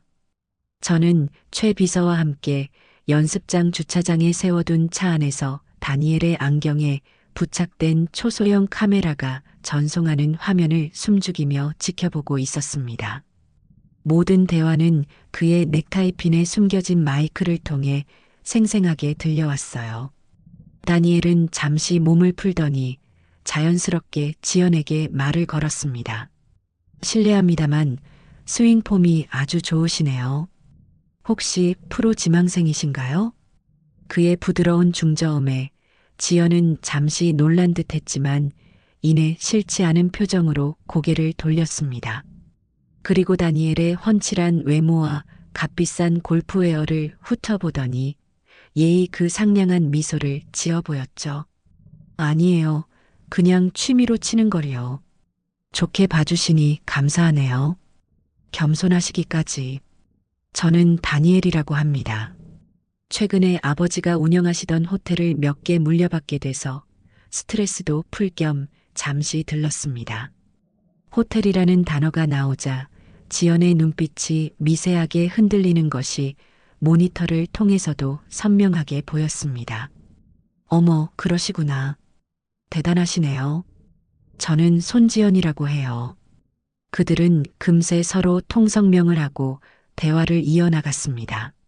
다니엘은 대화 중간중간 마치 무심한 척 자신의 엄청난 재력을 과시했습니다. 얼마 전에 인수한 제주도 호텔 때문에 골치가 아프다거나 지중해에서 요트 파티를 하던 때가 그립다는 식으로요. 지연은 점점 더 그의 이야기에 빠져드는 듯 보였습니다. 어느 정도 분위기가 무르익었다고 판단한 순간 다니엘이 결정적인 한 방을 날렸습니다. 지연 씨처럼 아름다운 분이 혹시 남자친구가 없을 리는 없을 테고 맞죠? 그 말에 지연은 잠시 망설이는가 싶더니 이내 앙큼한 여우처럼 웃으며 대답했습니다. 저 약혼한 사람이 있기는 해요. 저는 저도 모르게 마른 침을 삼켰습니다. 과연 그녀가 여기서 선을 그을 것인가. 하지만 그녀의 다음 말은 제 기대를 여지없이 무너뜨렸습니다. 그런데 아직 결혼한 건 아니니까요. 그건 명백한 신호였습니다. 여지를 남겨두는 것. 다니엘은 그 신호를 놓치지 않았죠. 그렇군요. 결혼 반지 끼기 전까지는 사실 아무도 모르는 거죠. 준태 씨라고 했던가요? 그분이 저보다 지연 씨를 더 행복하게 해줄 자신 있답니까? 그의 대담하고 도발적인 질문에 지연은 당황하기는커녕 오히려 흥미롭다는 표정을 지었습니다. 두 사람은 연습을 마치고 클럽하우스 라운지로 자리를 옮겼습니다. 다니엘은 메뉴판을 보지도 않고 가장 비싼 샴페인을 주문했고 지연은 그런 그의 모습에 완전히 매료된 듯 보였어요. 그리고 마침내 그녀의 본색이 드러나는 순간이 찾아왔습니다. 다니엘이 자신의 휴대폰을 꺼내 이번에 새로 계약한 요트인데 지연 씨도 나중에 한번 태워드릴게요라며 사진을 보여주는 척했습니다. 그녀의 시선이 요트 사진이 아닌 휴대폰 케이스에 무심하게 꽂혀있던 검은색 카드에 머무는 것을 저는 똑똑히 보았습니다. 아무나 가질 수 없다는 상위 0.1% 부의 상징, 블랙 카드였죠. 그 카드를 본 순간 그녀의 마지막 이성의 끈이 끊어진 것 같았습니다. 그녀는 갑자기 한숨을 쉬며 신세 한탄을 늘어놓기 시작했습니다. 사실 준태 씨는 좋은 사람이긴 한데 아직 좀 어리죠. 가끔은 너무 순진해서 답답할 때도 있고요. 답답하다니요? 그냥 남자가 좀 야망도 있고 박력도 있어야 하잖아요. 준태 씨는 그런 면에서는 좀 부족해요. 아버님, 그늘 아래서 편하게만 자라서 그런가. 제 아들을, 저를, 그리고 우리의 모든 것을 대놓고 깎아내리기 시작했습니다. 저는 차 안에서 분노로 부들부들 떨리는 주먹을 애써 움켜쥐었습니다. 최 비서가 제 어깨를 가만히 눌렀지만 귀로 들려오는 그녀의 목소리는 제 이성을 마비시킬 지경이었어요. 대화가 끝날 무렵 다니엘이 그녀에게 자신의 명함을 건넸습니다. 언제든 편하게 연락 주세요. 답답한 일 있으면 제가 시원하게 풀어드릴 수도 있고요. 지연은 잠시 망설이는 척하더니 이내 자신의 휴대폰을 꺼내 다니엘의 번호를 입력했습니다. 그냥 좋은 친구가 될 수 있을까 해서요. 물론이죠. 좋은 친구.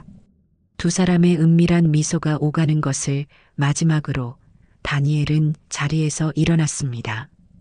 저는 최 비서에게 나지막이 말했습니다. 최 비서, 방금까지의 모든 대화 똑바로 녹음해두게. 음성 파일, 영상 파일 전부 다. 나중에 법정에서도 증거로 쓸 수 있을 만큼 완벽하게 보관해. 걱정 마십시오, 회장님. 단 1초의 오차도 없이 전부 기록되었습니다. 저는 천천히 고개를 끄덕였습니다. 가슴 한 구석이 찢어지는 듯 아팠지만 한편으로는 지독한 안도감이 들기도 했습니다. 이제 모든 증거는 모였습니다. 제 아들에게 이 잔인한 진실을 보여줄 가장 확실하고도 강력한 증거가요. 이제 여우는 덫에 완벽하게 걸려들었습니다. 남은 것은 여우 사냥을 마무리하는 것뿐이었습니다. 저와 제 아들 두 남자를 동시에 저울질하며 아슬아슬한 줄타기를 시작한 손지연은 그 어느 때보다 오만함이 극에 달해 있었습니다. 그녀는 자신이 모든 상황을 통제하고 있다고 착각하고 있었겠죠. 그런 그녀에게 수산시장의 김씨 영감은 자신의 완벽한 인생 계획에 끼어든 불쾌한 오점 같은 존재였을 겁니다. 아마 눈에 거슬려서 견딜 수가 없었을 거예요. 결국 그녀는 그 오점을 자신의 손으로 직접 지워버리기로 마음먹은 모양이었습니다. 어느 날 오후 박 사장이 얼굴이 벌개져서 저를 찾아왔습니다. 그의 손에는 휴대전화가 들려 있었는데 그 화면에는 지역 맘카페에 올라온 장문의 글이 띄워져 있었습니다. 제목부터가 아주 자극적이었죠. 긴급 고발. 월화수산의 비위생적이고 불친절한 늙은 직원을 고발합니다. 글의 내용은 그야말로 가관이었습니다. 익명의 작성자는 며칠 전 월화수산에서 제사 음식을 사다가 한 늙은 직원에게 끔찍한 일을 당했다고 주장하고 있었어요. 그 직원이 썩은 생선을 강매하려고 했고 거절하자 자신을 위협했다는 것이었습니다. 심지어는 위생 장갑도 끼지 않은 더러운 손으로 생선을 만지고 그 손으로 돈을 받는 등 비위생적인 행태를 일삼았다고도 적혀 있었죠. 글의 마지막에는 아이들과 함께 가는 시장인데 저런 불결하고 파렴치한 사람이 버젓이 일하고 있다는 사실이 너무나 소름 끼친다. 시장 상인회와 구청에서는 즉각 저 직원을 해고하고 재발 방지를 약속해야 한다는 선동적인 문구로 끝을 맺고 있었습니다. 글쓴이가 누구인지는 물어볼 필요도 없었습니다. 손지연, 그녀가 꾸민 짓이 분명했죠. 이게 말이 되는 소리냐고. 내가 평생을 내 이름 걸고 장사해온 곳인데 감히 이런 말도 안 되는 거짓말로 우리 가게 명예에 똥칠을 해? 당장 사이버 수사대에 의뢰해서 이 글 쓴 X 찾아내서 진정해, 박 사장. 화낼 것 없어. 오히려 잘 됐네. 저는 분노하는 박 사장을 진정시켰습니다. 제 반응이 의외였는지 그는 어리둥절한 표정으로 저를 바라봤어요. 잘 돼? 지금 이게 잘된 일로 보여? 너 지금 제정신이야? 물론이지. 이건 그녀가 스스로 무덤을 더 깊게 파는 행동일 뿐이야. 그리고 내게는 아주 좋은 마지막 무대가 되어줄 걸세. 그러니 자네는 잠시만 더 나쁜 사장님 역할을 좀 해줘야겠어. 저는 박 사장에게 제 계획을 설명했습니다. 그는 처음에는 말도 안 된다며 길길이 날뛰었지만 제 단호한 눈빛에 인해 두 손 두 발 다 들고 말았죠. 최 비서는 이 기회를 놓치지 않고 월화수산의 불미스러운 일에 대해 시장 상인회가 긴급회의를 소집했다는 소문을 시장 전체에 퍼뜨렸습니다. 물론 그 소문이 손지연의 귀에 들어가는 것은 시간 문제였고요. 며칠 뒤 자신의 승리를 확인하고 싶었는지 손지연이 다시 시장의 모습을 드러냈습니다. 이번에는 혼자였죠. 그녀는 마치 암행어사라도 된 것처럼 팔짱을 낀 채 거만한 표정으로 우리 가게 주변을 어슬렁거렸습니다. 바로 그 순간 저는 박 사장과 함께 미리 짜둔 연기를 시작했습니다. 김씨 영감, 당신 때문에 지금 우리 가게가 어떻게 된 줄 알아? 당장 짐 싸. 오늘부로 해고야. 박 사장은 일부러 모든 사람이 들으라는 듯 제게 고래고래 소리를 질렀습니다. 저는 세상 모든 것을 잃은 사람처럼 절망적인 표정을 지으며 바닥에 주저앉았어요. 사장님, 제발 한 번만 용서해 주십시오. 제가 다 잘못했습니다. 이 일자리 잃으면 우리 식구들 다 굶어 죽습니다. 사장님. 제 처절한 연기에 주변 상인들까지 숙연해질 정도였습니다. 그 순간 제 눈에 저 멀리서 이 광경을 지켜보며 만족스러운 미소를 짓고 있는 손지연의 모습이 들어왔습니다. 저는 기회를 놓치지 않고 그녀를 향해 기어가듯 다가갔습니다. 그리고는 그녀의 값비싼 구두 앞에서 망설임 없이 무릎을 꿇었어요. 아가씨, 아가씨가 올린 글 때문인 거 다 압니다. 제가 그날 정말 죽을 죄를 지었습니다. 노망이 나서 제가 잠시 정신이 어떻게 됐었나 봅니다. 제발, 제발 이번 한 번만 용서해 주십시오. 상인회에 가서 제가 잘못했다고, 용서해 줬다고 한마디만 좀 해 주십시오. 예. 저는 그녀의 바짓가랑이라도 붙잡을 것처럼 애원했습니다. 질척한 시장 바닥에 무릎을 꿇은 제 모습은 누가 봐도 비참하기 짝이 없었죠. 주변의 모든 사람들이 숨을 죽이고 그녀의 대답을 기다렸습니다. 그녀가 여기서 단 한마디, 일어나세요, 어르신. 저도 너무 심했던 것 같네요, 라고만 말해줬다면 저는 이 모든 계획을 다시 생각해 볼 용의가 있었습니다. 하지만 그녀는 제 마지막 기대를 산산조각 내버렸습니다. 그녀는 무릎 꿇은 저를 벌레만도 못하다는 듯한 눈으로 차갑게 내려다보았습니다. 그녀의 입가에는 경멸과 희열이 뒤섞인 기묘한 미소가 걸려 있었어요. 이제 와서 빌면 뭐가 달라져요? 그녀의 목소리에는 일말의 동정심도 없었습니다. 당신 같은 사람은 이런 데서 일할 자격이 없어요. 여기가 어디라고 감히 손님한테 그런 파렴치한 짓을 해요? 늙었으면 곱게 늙을 것이지. 아주 추하네요. 그녀는 주변 사람들에게 들으라는 듯 저를 더욱더 모욕했습니다. 그리고 똑똑히 들으세요. 이건 당신 하나 좋자고 하는 일이 아니에요. 이번 기회에 이 더럽고 지저분한 시장물을 좀 깨끗하게 만들어야죠. 당신 같은 사람을 솎아내는 게 모두를 위해 좋은 일이라고요. 그녀는 제게 마지막으로 추하다는 말을 남기고 얼음처럼 차갑게 돌아섰습니다. 마치 오페라의 주인공처럼 자신의 승리를 만끽하며 우아하게 퇴장하는 모습이었죠. 그녀는 전혀 몰랐을 겁니다. 그녀의 그 잔인하고 아름다운 얼굴, 승리감에 도취된 그 표독스러운 미소, 그리고 그녀가 뱉어낸 모든 모욕적인 말들이 최 비서가 주변 가게에 완벽하게 설치해 둔 여러 대의 초소형 카메라에 고스란히 담기고 있다는 사실을요. 저는 그녀가 완전히 사라진 뒤에야 천천히 자리에서 일어났습니다. 흙탕물이 묻어 더러워진 바지 무릎을 툭툭 털어냈어요. 제 얼굴에는 더 이상 비굴한 미소도 절망적인 표정도 남아있지 않았습니다. 오직 차갑게 얼어붙은 분노와 마지막 심판을 앞둔 집행자의 냉정함만이 자리하고 있었죠. 박 사장이 제게 다가와 아무 말 없이 제 어깨에 흙을 털어주었습니다. 이제 다 끝난 거지? 저는 멀리 사라져가는 그녀의 뒷모습을 바라보며 나지막이 대답했습니다. 아니, 이제부터가 진짜 시작이야, 친구.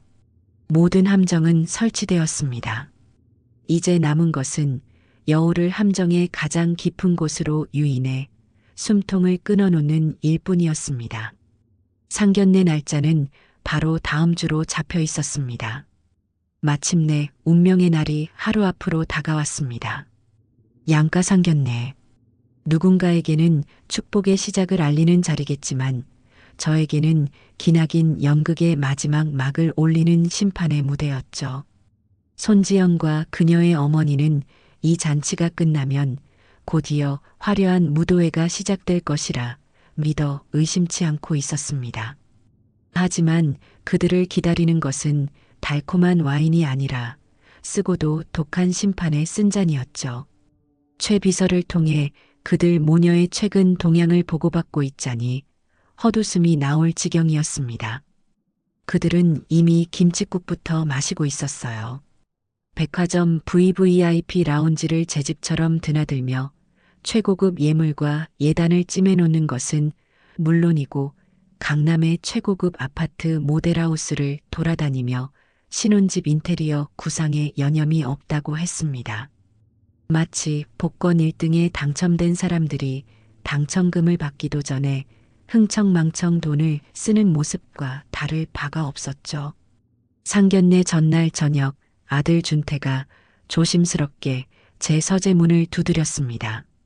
아들의 얼굴에는 기대와 불안이 뒤섞여 있었어요.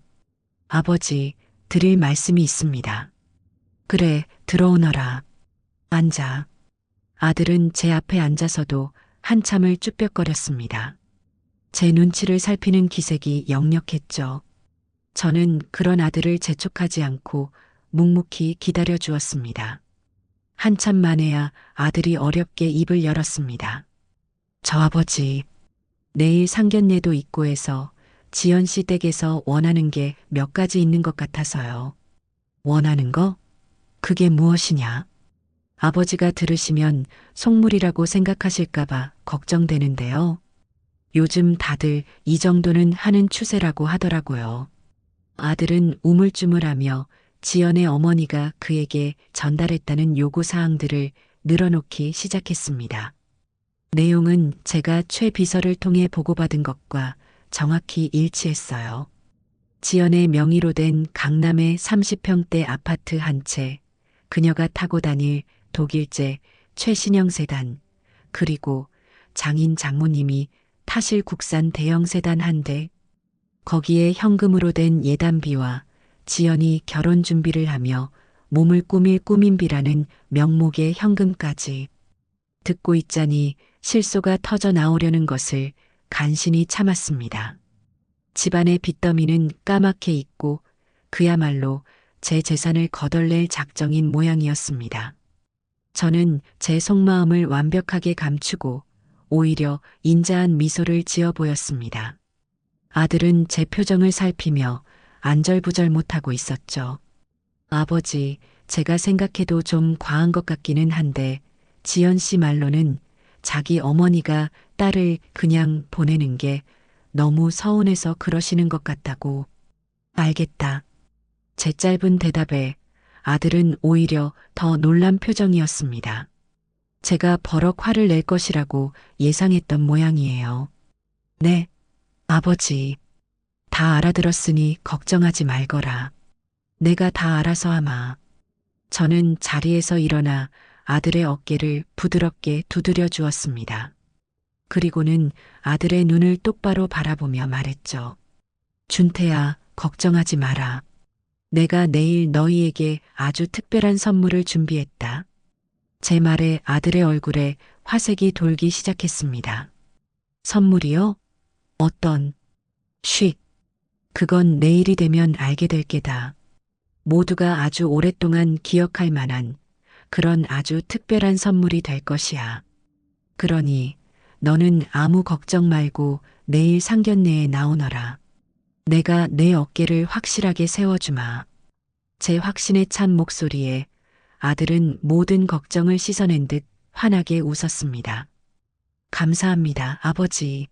정말 감사해요. 아들은 몇 번이고 제게 고맙다고 인사를 하고는 가벼운 발걸음으로 서재를 나갔습니다.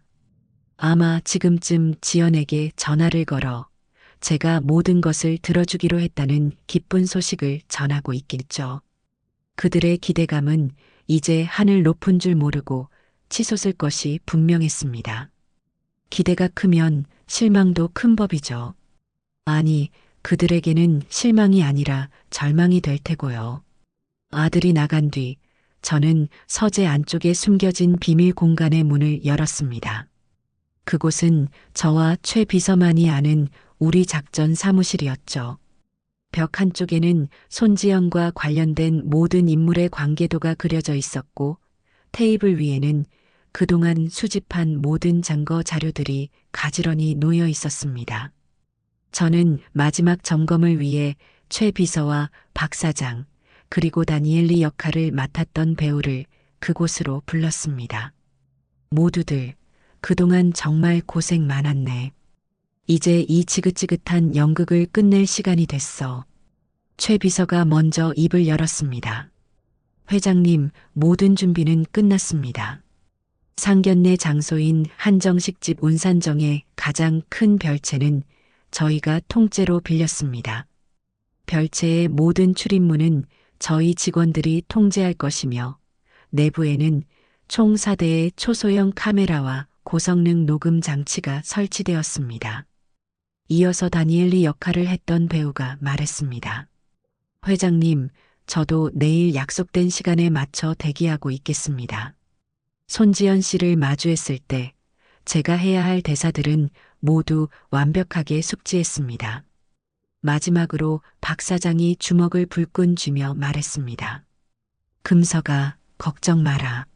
내가 네 곁을 든든하게 지키고 있을 테니 내일 그 여우 같은 것들 면상에 대고 우리 가게에 어떻게 똥칠을 했는지 똑똑히 증언해 주마.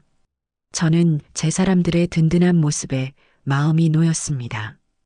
우리는 마지막으로 내일의 동선과 각자의 역할을 다시 한번 점검했습니다.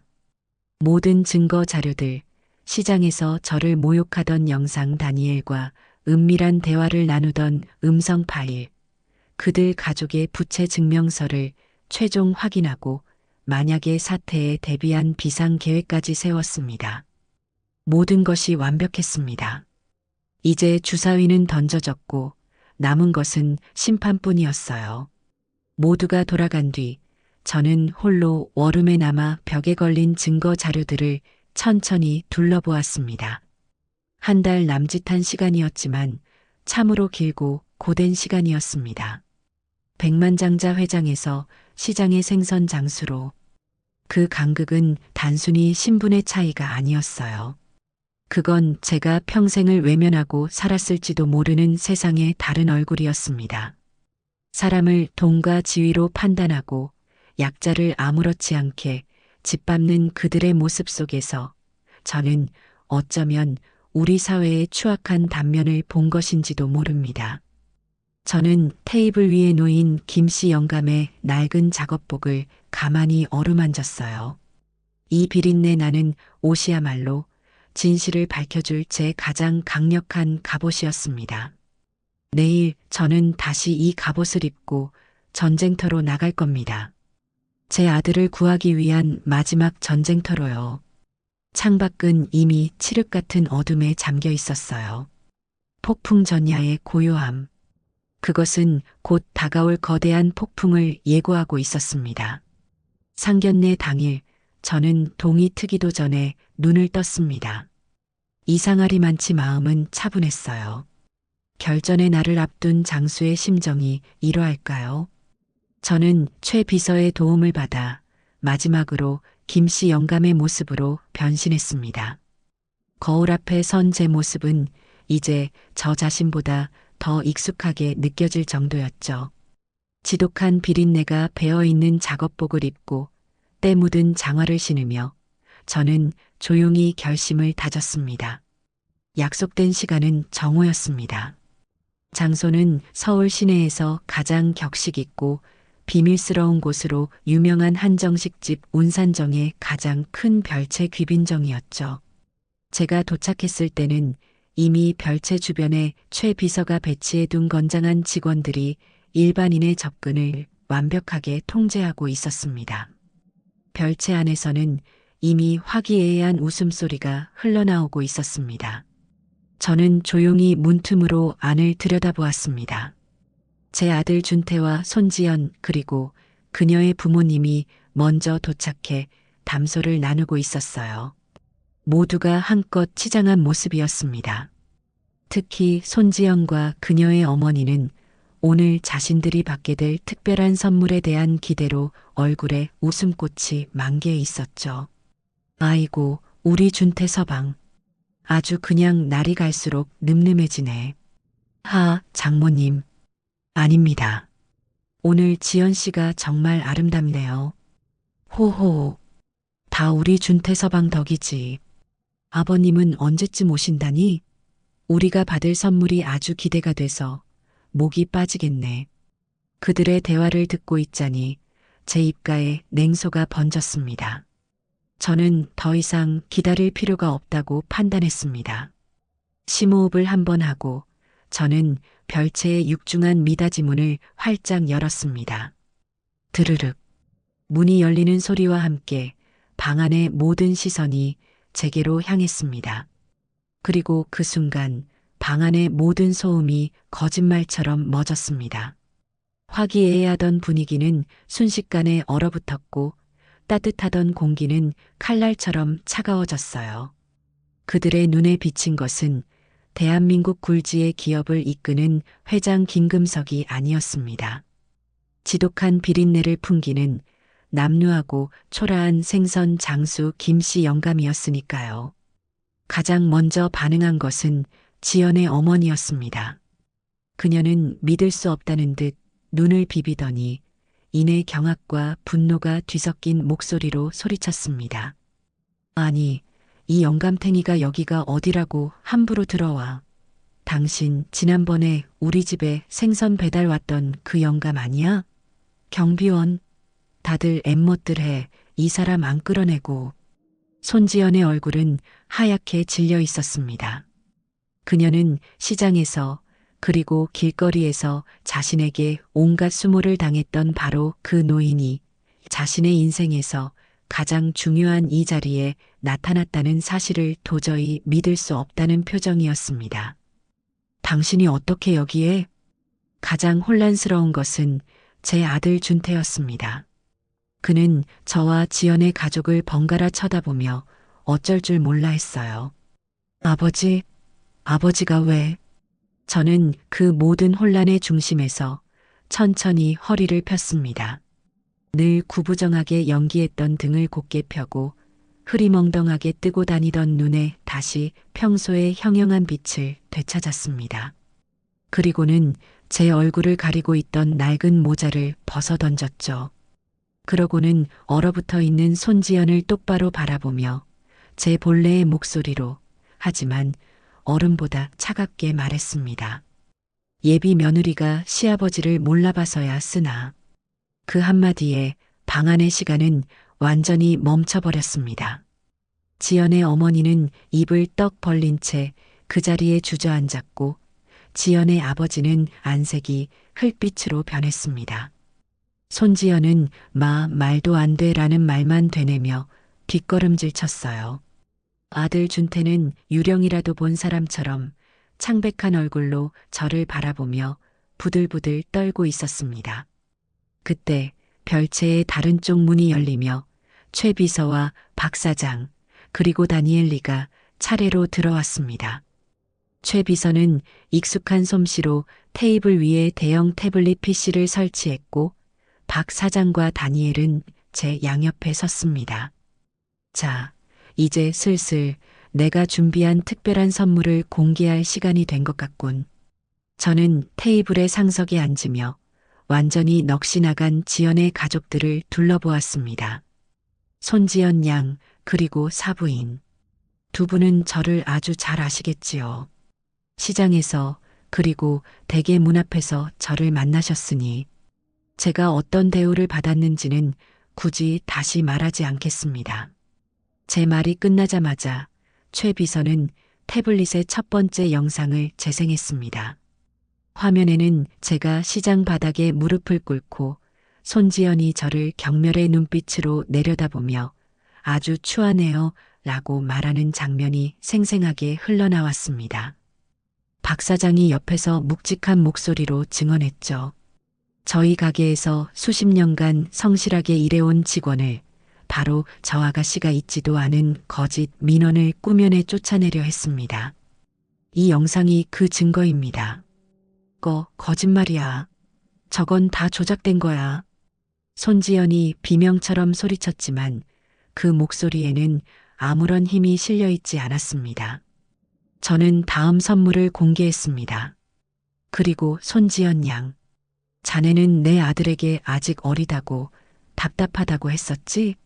그리고 어른스러운 남자를 좋아한다고도 했고, 저는 다니엘에게 눈짓을 보냈습니다. 다니엘이 한 걸음 앞으로 나서며 부드럽게 웃어 보였죠.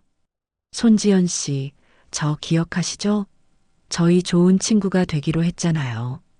다니엘의 등장에 지연의 얼굴에서는 마지막 핏기마저 사라졌습니다. 최 비서는 곧바로 골프 연습장 라운지에서 두 사람이 나눴던 대화의 녹음 파일을 재생했습니다. 제 아들을 깎아내리고 다른 남자의 재력에 흔들리는 그녀의 목소리가 방 안에 선명하게 울려 퍼졌습니다. 준태는 자기 귀를 의심하는 듯 멍한 표정으로 스피커와 지연의 얼굴을 번갈아 쳐다봤습니다. 마지막으로 저는 최 비서가 준비한 서류 뭉치를 테이블 위로 던졌습니다. 그리고 이건 내가 당신들 가족에게 주는 마지막 선물이요. 서류의 맨 위에는 부채 현황 증명서라는 글자가 선명하게 박혀 있었습니다. 그들의 빚 밀린 월세, 파산한 아버지의 회사까지 그들이 그토록 감추고 싶었던 모든 진실이 그곳에 담겨 있었습니다. 모든 증거가 공개되자 지연과 그녀의 어머니는 완전히 무너져 내렸습니다. 그들의 입에서는 더 이상 변명조차 나오지 않았어요. 그저 꺽꺽대는 울음소리만이 방 안을 채울 뿐이었습니다. 저는 자리에서 일어났습니다. 그리고 제 인생 최악의 연극을 끝낼 마지막 대사를 의조렸습니다. 이 결혼 없던 일로 하지. 그것은 사형 선고였습니다. 저의 파혼 선언은 그들에게 내려진 마지막 심판과도 같았습니다. 손지연과 그녀의 어머니는 그제야 정신이 들었는지 제 앞으로 기어와 바짓가랑이를 붙잡고 늘어지기 시작했습니다. 그들의 얼굴은 눈물과 콧물로 범벅이 되어 조금 전까지의 우아함은 찾아볼 수조차 없었죠. 회장님, 제가 정말 죽을 죄를 지었습니다. 제가 잠시 눈이 멀어서, 돈에 눈이 멀어서 그랬습니다. 제발 한 번만, 딱 한 번만 용서해 주십시오.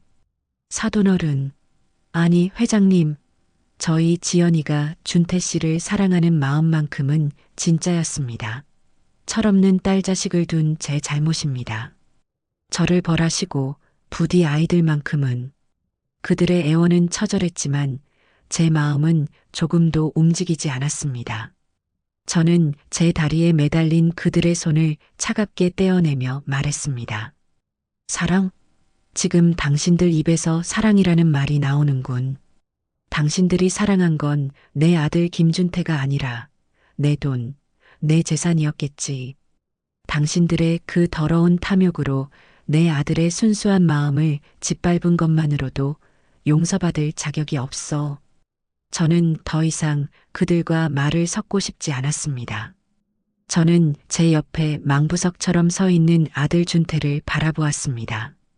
아들의 얼굴은 하얗게 질려 있었고 텅 빈 눈동자는 갈 곳을 잃은 채 흔들리고 있었습니다. 충격과 배신감, 그리고 자신에 대한 자책감으로 완전히 무너져 내린 모습이었죠. 그토록 천사라고 믿었던 여자의 추악한 실체를 제 눈으로 직접 확인했으니 그 충격이 오죽할까요? 지연은 마지막 희망을 걸고 준태에게 매달렸습니다. 준태 씨, 나 좀 봐. 이건 다 오해야.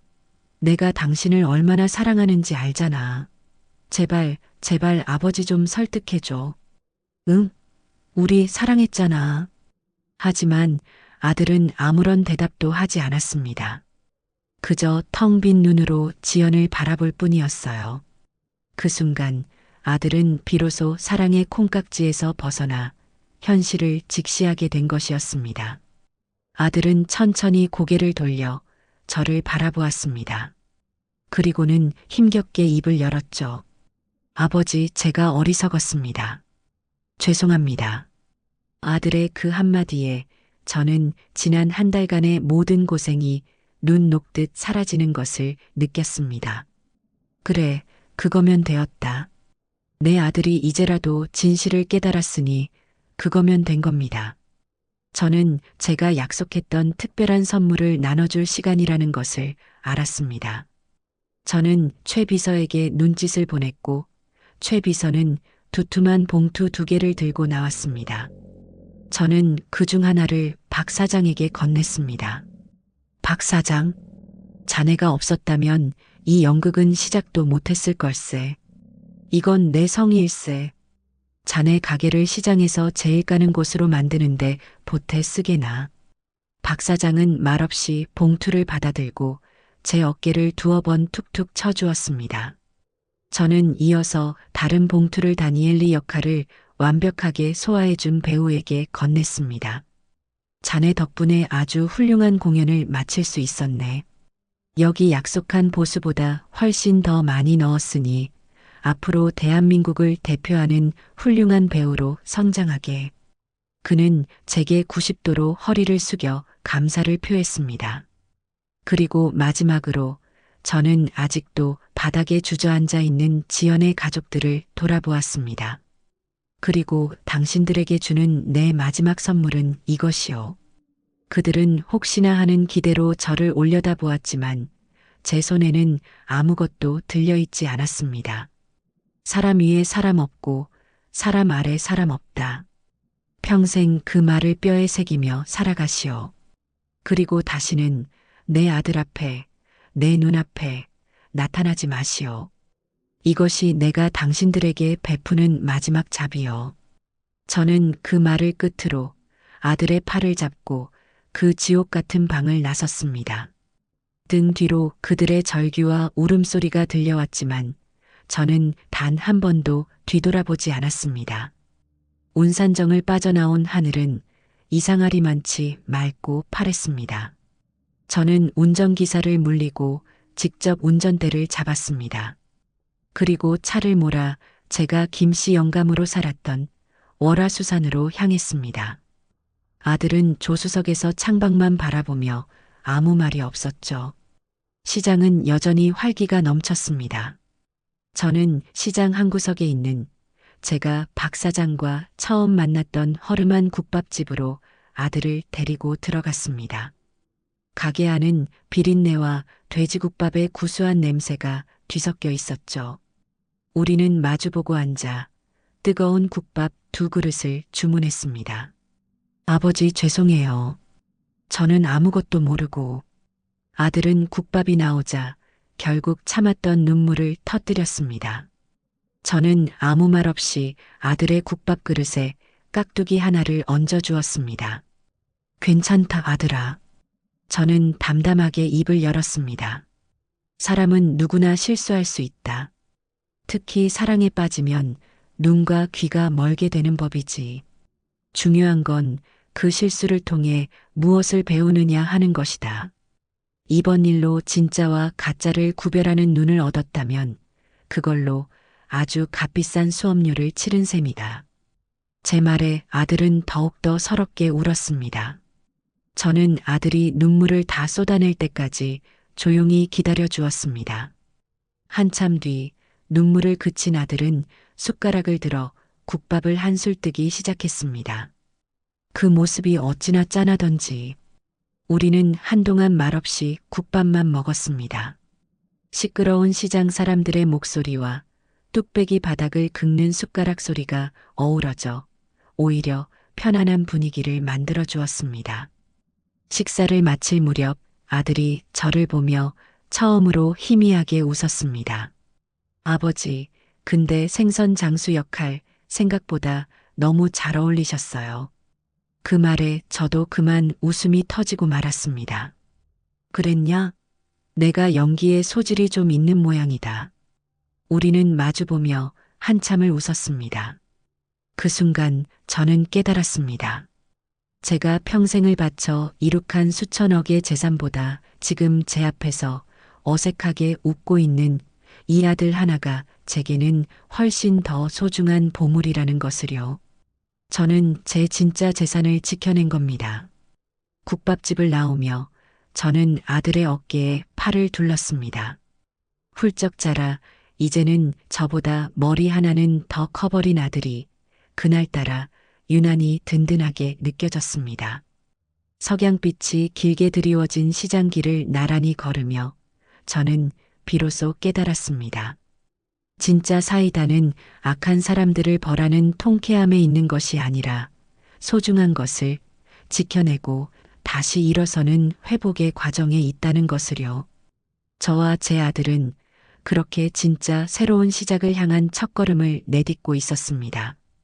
그 폭풍 같던 상견례가 끝난 후 2년이라는 시간이 흘렀습니다. 강산이 2번은 아니더라도 사람의 마음밭이 한 번쯤은 옥토로 개간되기에 충분한 시간이었죠. 그 시간 동안 제 아들 준태는 완전히 다른 사람으로 다시 태어났습니다. 손지연이라는 이름이 남긴 상처는 깊었지만 아들은 그 상처를 핑계로 주저앉는 대신 오히려 그것을 걸음 삼아 더욱 단단한 뿌리를 내리는 나무가 되기로 결심한 듯 했어요. 사건이 있고 며칠 뒤 아들은 제 서재로 찾아와 처음으로 제게 자신의 뜻을 단호하게 이야기했습니다. 아버지, 저 회사에 들어가겠습니다. 하지만 낙하산은 싫습니다. 가장 낮은 곳부터 제 힘으로 시작하겠습니다.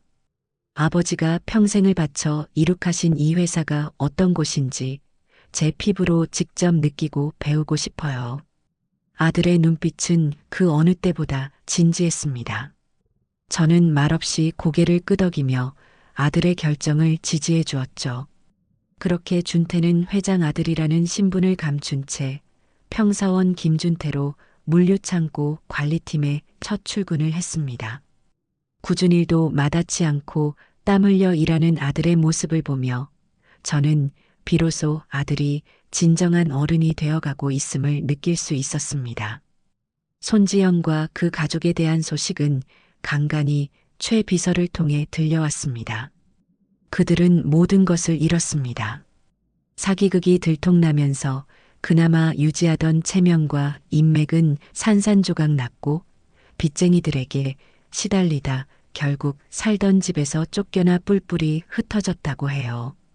가끔 지연이 과거에 사귀었던 남자들에게 연락해 돈을 빌리려 한다는 씁쓸한 소문도 들려왔지만 저는 더 이상 그들의 소식에 귀 기울이지 않았습니다.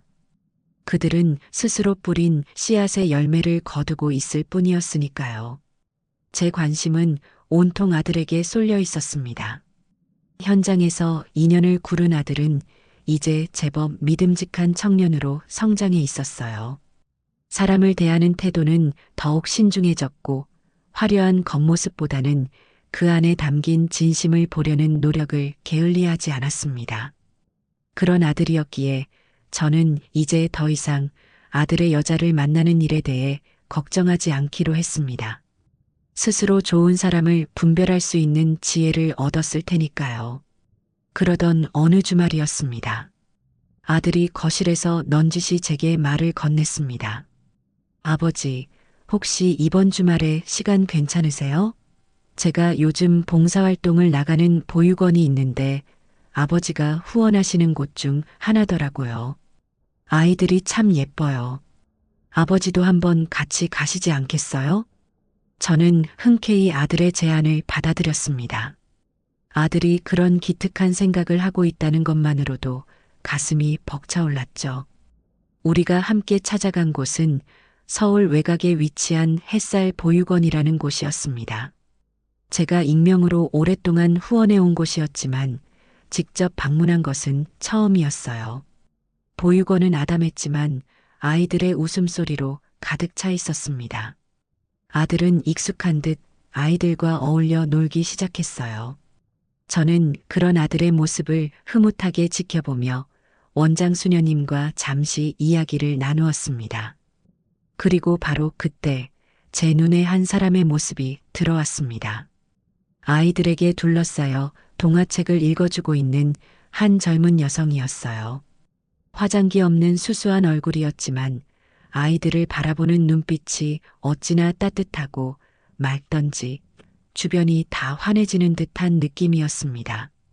그녀의 무릎에는 유독 낯을 많이 가린다는 5살배기 여자아이가 편안한 표정으로 잠들어 있었죠. 원장 수녀님, 저기 저 선생님은 어떤 분이신가요?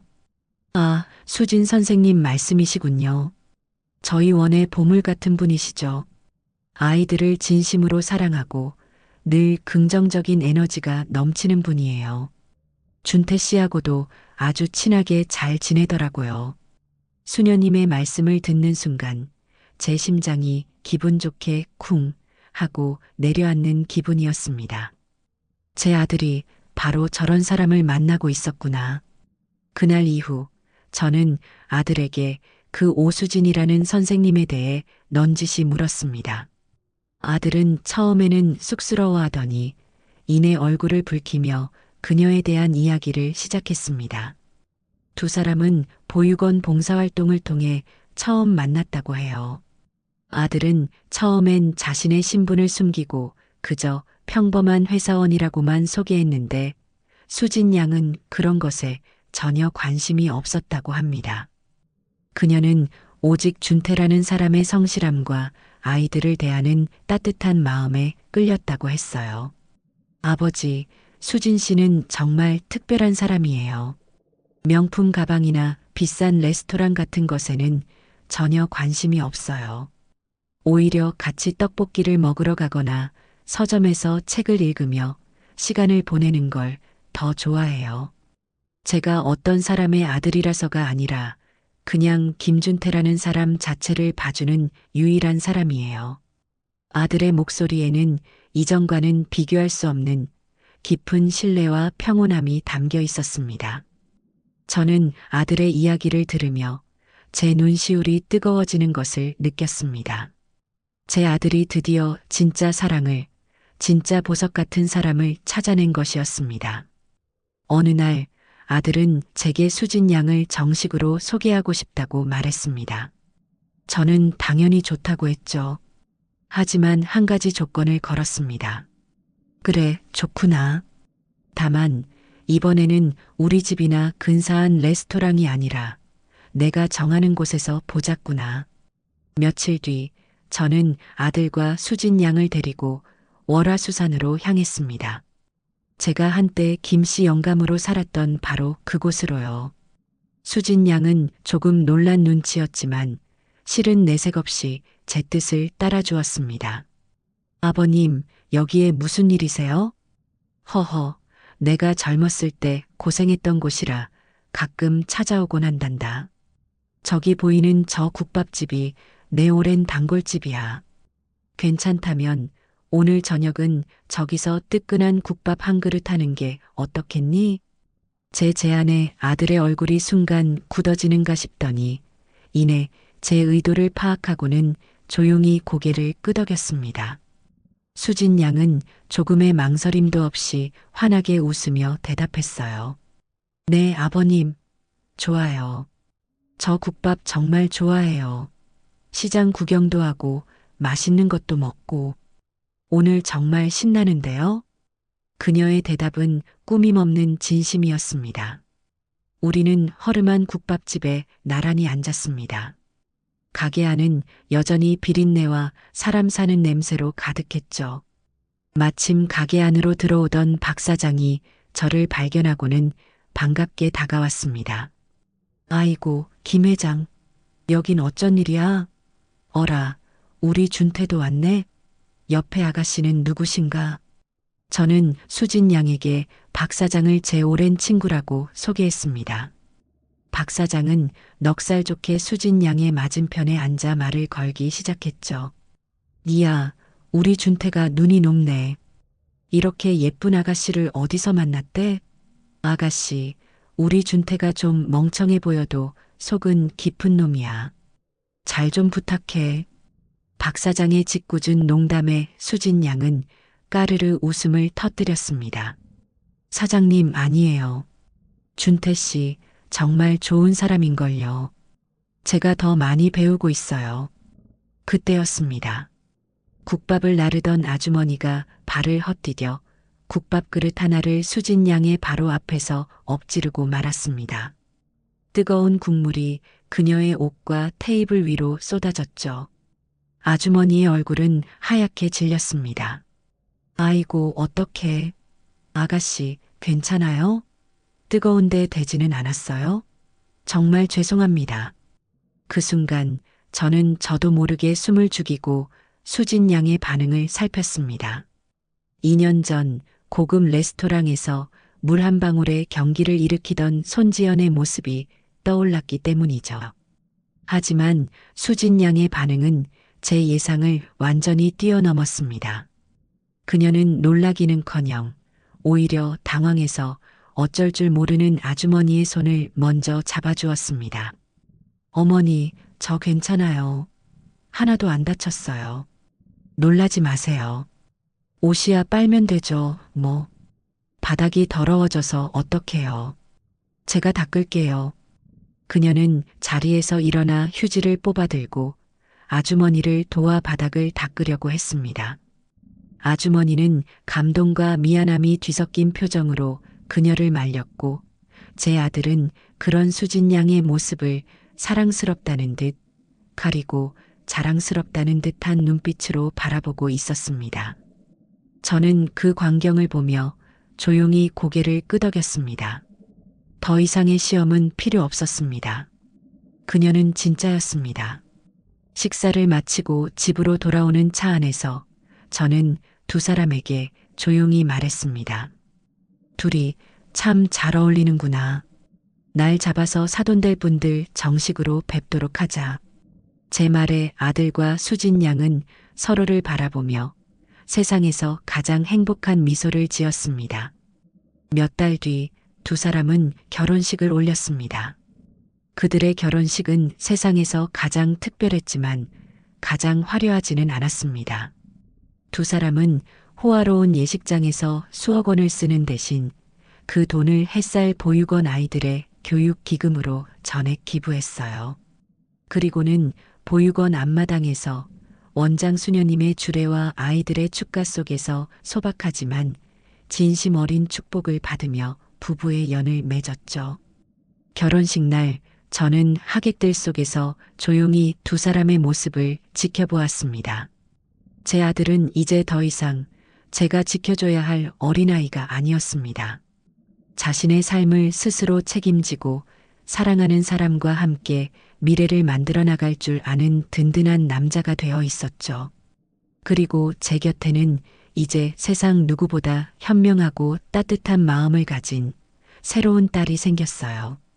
지금 저는 세상에서 가장 행복한 할아버지입니다. 며느리는 얼마 전 저를 쏙 빼닮은 예쁜 손녀를 안겨주었고 아들은 이제 제법 능숙하게 회사의 중요한 프로젝트들을 이끌어가고 있습니다. 주말이면 우리는 다 함께 보육원을 찾아 아이들과 시간을 보내고 저녁에는 시장 국밥집에 들러 뜨끈한 국밥 한 그릇을 나누어 먹곤 합니다. 사람들은 제게 묻습니다. 평생을 바쳐 이룬 부와 명예가 헛되지 않냐고. 그럴 때마다 저는 제 무릎에 앉아 재롱을 부리는 손녀를 안아주며 대답합니다. 제 인생의 진짜 재산은 돈이나 명예가 아니라 바로 지금 제 곁에 있는 이 따뜻한 가족이라고